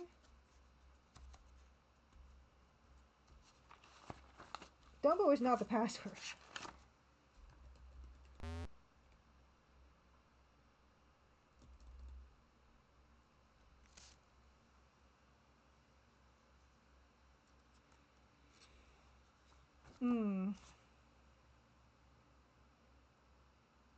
Fuji is, oh, I got it. It's right here. Right. To operate. I'm bad at taking notes also. Fuji, this is Uchikatsu. Uchikatsu. Okay. And so at this point, we're supposed to use, we logged into Fuji Electric.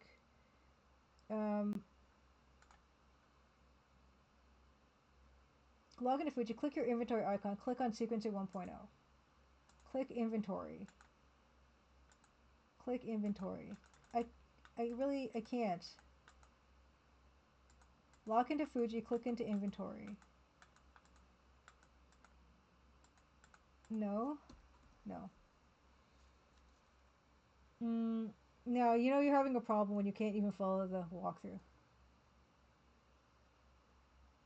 Oh my gosh, Goats Pirate, Happy Crimson Good Tuesday said, did anyone stream the Colonel's Bequest tonight? If I recall correctly, May 27th, 2025 is the 100th anniversary of that fateful family reunion at the Misty Acres Plantation.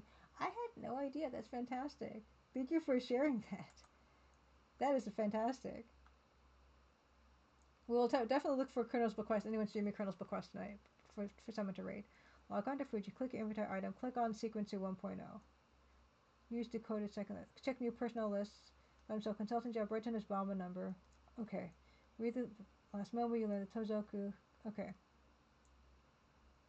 Oh, I can ask Julius Dean about Tozoku. See, just figuring out who to ask about what is a whole thing.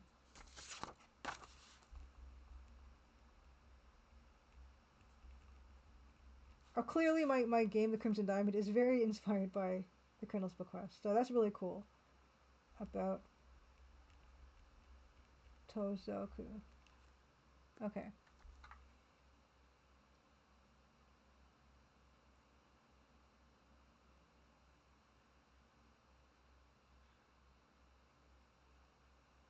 Oh, Julius Dean. Julius Dean can upgrade us to Cryptology 3. Okay, that's important. Okay, so let's just run off and do that. Let's load the game before we spent that money. And yeah, let's ask, because yeah, I didn't realize Julius Dean had Cryptology 3, which is what we need to decode. Probably the bank passwords too. Okay. Okay. Talk. This guy's the best. Skills. Okay. He doesn't say that he has it here. Okay, we can ask him about an upgrade then. Upgrade. Okay, I can upgrade your cryptology for 2,500. Oh my goodness. Fine. Oh, it's so painful. I'll also ask you about Tozoku. Yakuza. The link code is, okay. Link code is Yakuza. Okay. Now we can try to decode all that business with the Dumbo and whatnot. Oh my goodness. Okay.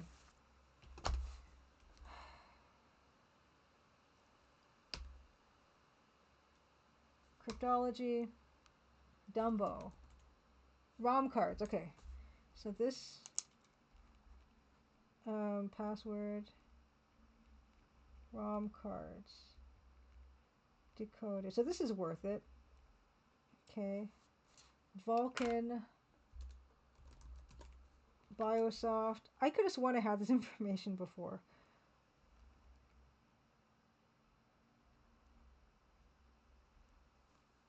But there's no way I could have. I've never had Cryptology 3, have I? Pleiades.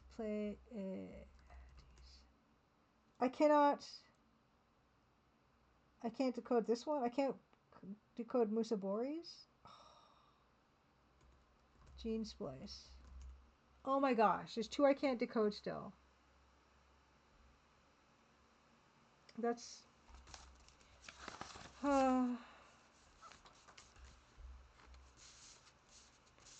At least we got Vulcan is Biosoft. Dumbo is ROM cards. Fuji, Dumbo, ROM cards. Oh my goodness. Okay, that's fine. Back to the cheap hotel.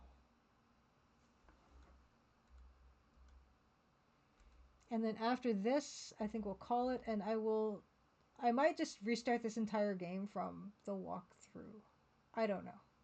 Because I want to like keep this interesting, but I don't know if I've done everything in the ideal correct order. So let's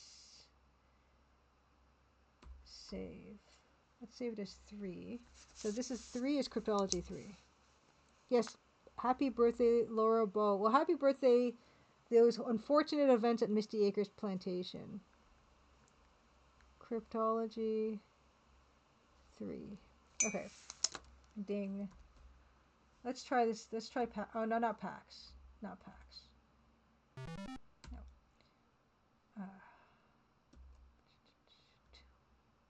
Right. So the sequencer is a thing, database only. Yeah, I don't know why I can't do the sequencer thing in Cheap Hotel. Because it says you should be able to do that. 4. Fuji is ROM cards. Okay. And maybe I can do this now, or you can use the skill, right? Right.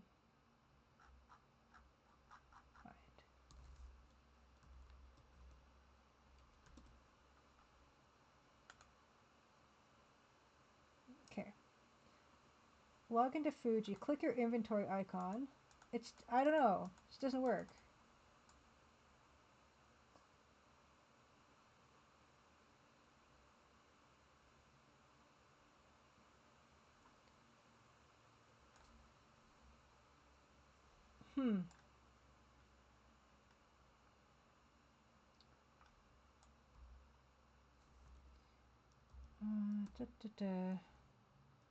To operate.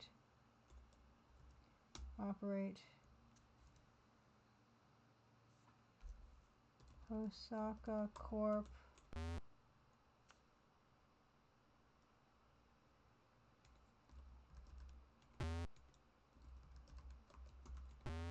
That's not what it's called.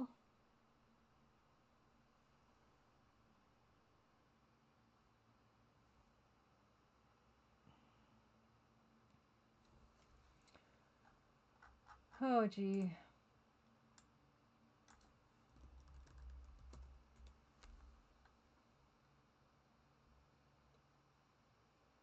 Yeah, it's supposed to be Osaka Corp. Oh, maybe I don't have a high enough comm link.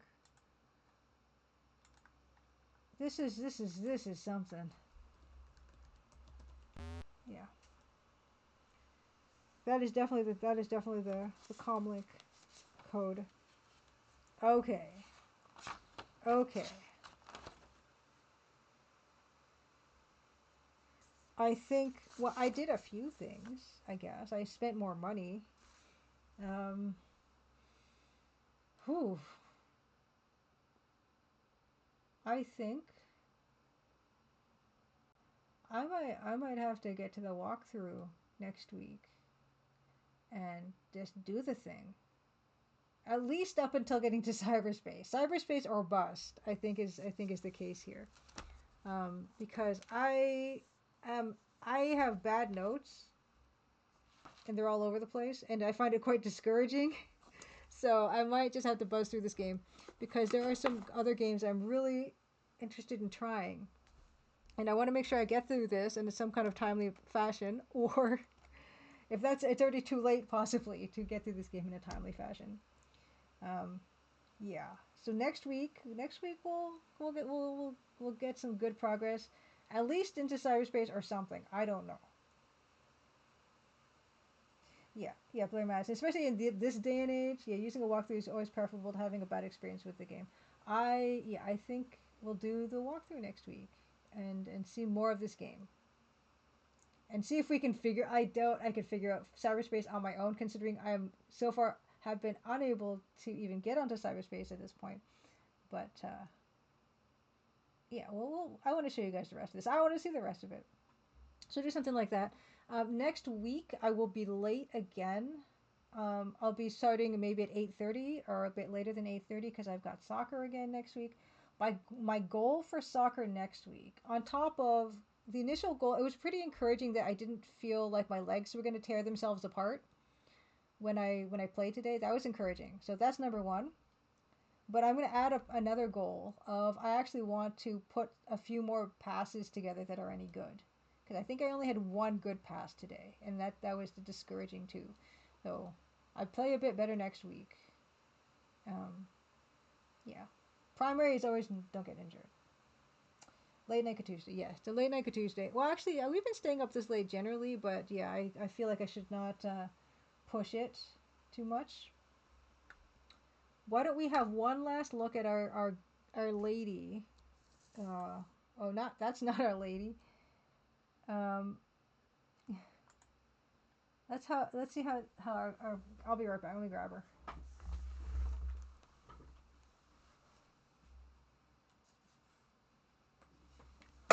Whoops. Oh. Let's see the lady again.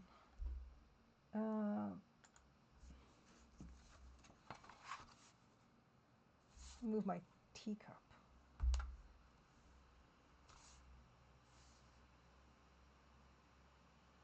That's where we're at right now. Not bad. Not bad.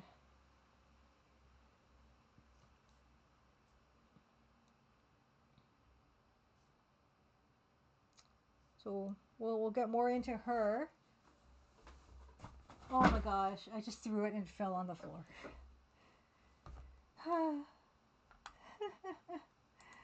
Oh, thank you so much, everybody. Yeah, next week, a bit late. Let's find someone to raid. Let's turn on our music while we find someone to raid.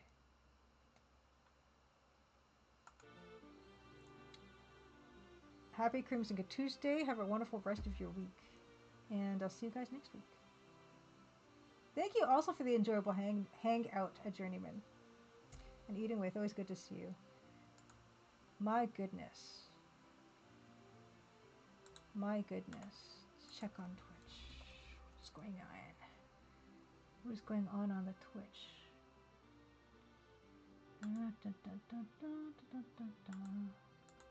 Colonel's bequest. Let's look at. Okay, first we have to look for Crimson Diamond first. That's above all else. And as I mentioned before, thank you so much everyone who reviewed the Crimson Diamond. We hit 500 reviews on Steam, and overwhelmingly positive. Ooh, someone was streaming the Crimson Diamond 2 days ago.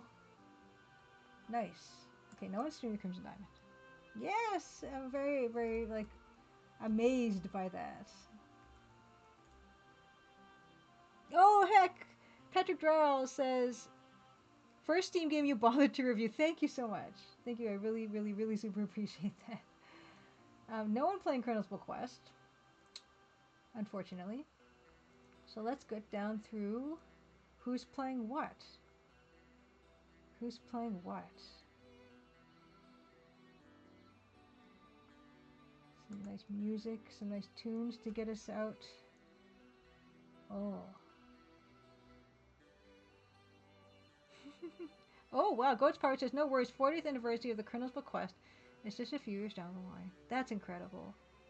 I guess that'd be 2029, right? Because Colonel's Bequest came out in 1989. Amazing. Wait a second. It came out in 1989, right? So, in a few years it's going to be 40?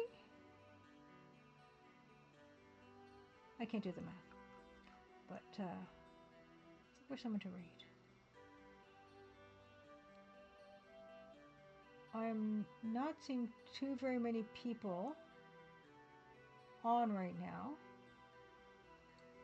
And, like, Robot Spacer is on, but Robot Spacer is playing The Case of the Golden Idol. And I have been wanting to play that, so I can't go there. They will also be 40 in a few years. It's okay. Like, that's a good thing. That's a good thing. Whoa.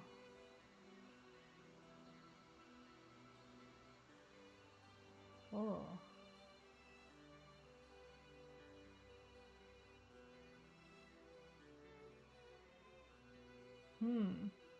Hey, Ocean Phantom, happy Crimson Wednesday. Yes, it is. It has become. We are into Crimson Wednesday now.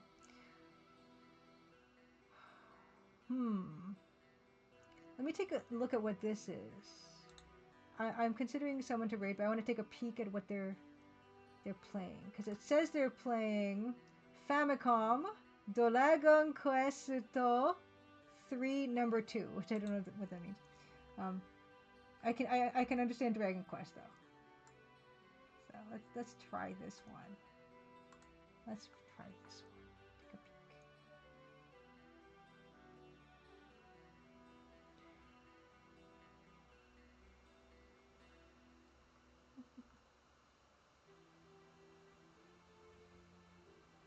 Fight Noise is always Crimson Wednesday. Well, happy belated 40th, Mug Monster.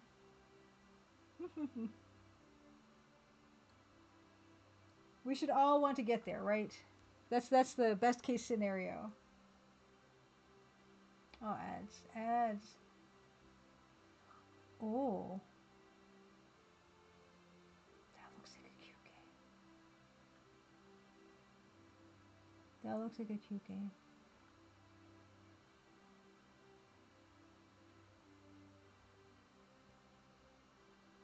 Yeah, time zones. It's a whole thing. Ooh boy. This is, yeah, I always say this, but it is the hardest part of the night.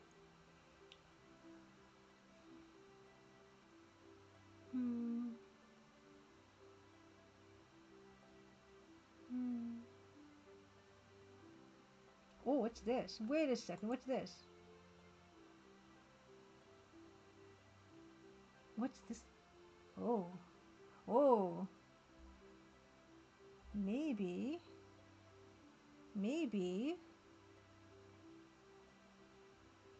Here's someone I actually haven't rated in a while. And considering my art is hopefully dank material. Risu Senden, happy Crimson Tuesday.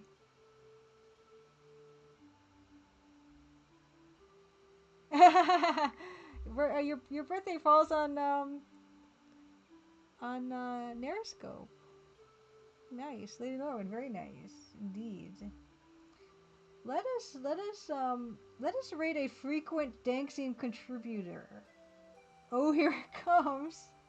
You guys can't hear it. It's such a shame. Oh my gosh. Devo just came back on. Oh my gosh. Hold on.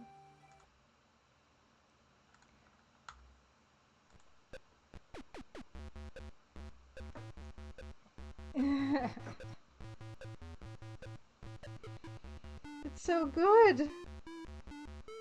We're gonna raid Mr. Radon when I can get the strength to do so. One last dance for the road. Once I can just marshal my strength to do the raid, we're gonna raid Mr. Radon, who's playing this who's a frequent Danksy contributor. He does the astrology section, the horoscope section, which is always so much fun. And he's playing this racing Nintendo 64 game, California Speed. He's playing all of N64 games. He's on 174 of 400. Yes, Mark Mothersbaugh. Mark Mothersbaugh is the Mothersbaugh.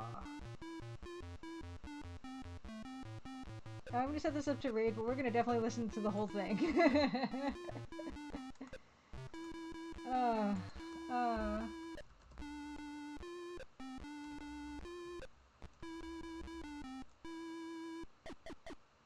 Oh, just finished. That's terrible timing. Enjoy the personal nightmare background. This game was hard too. I also used a walkthrough. I used a walkthrough for every game, everybody. I'm sorry. I think the game I used walkthrough the least is Return of the Obra Dinn. I needed 2 hints. Is that the game acquired walkthrough the least? Rosewater, I needed 2 hints. Is there any game I finished without any hints at all?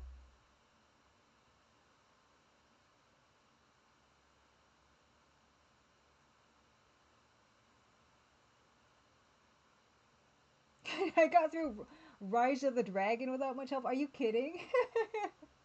No. No, copious amounts of help on that. Except for the arcade sequences, and this, like, they just mean get to the end of them, right? There's no helping you there. No, I feel like I got every hint, every possible hint from Rise of the Dragon. If not from a walkthrough, then from chat, because chat is actually familiar with that game. I'll see you guys over there. Mr. Radon's Happy Crimson Tuesday. Happy rest of your week. Thank you so much for the raid, Day of War. Bye.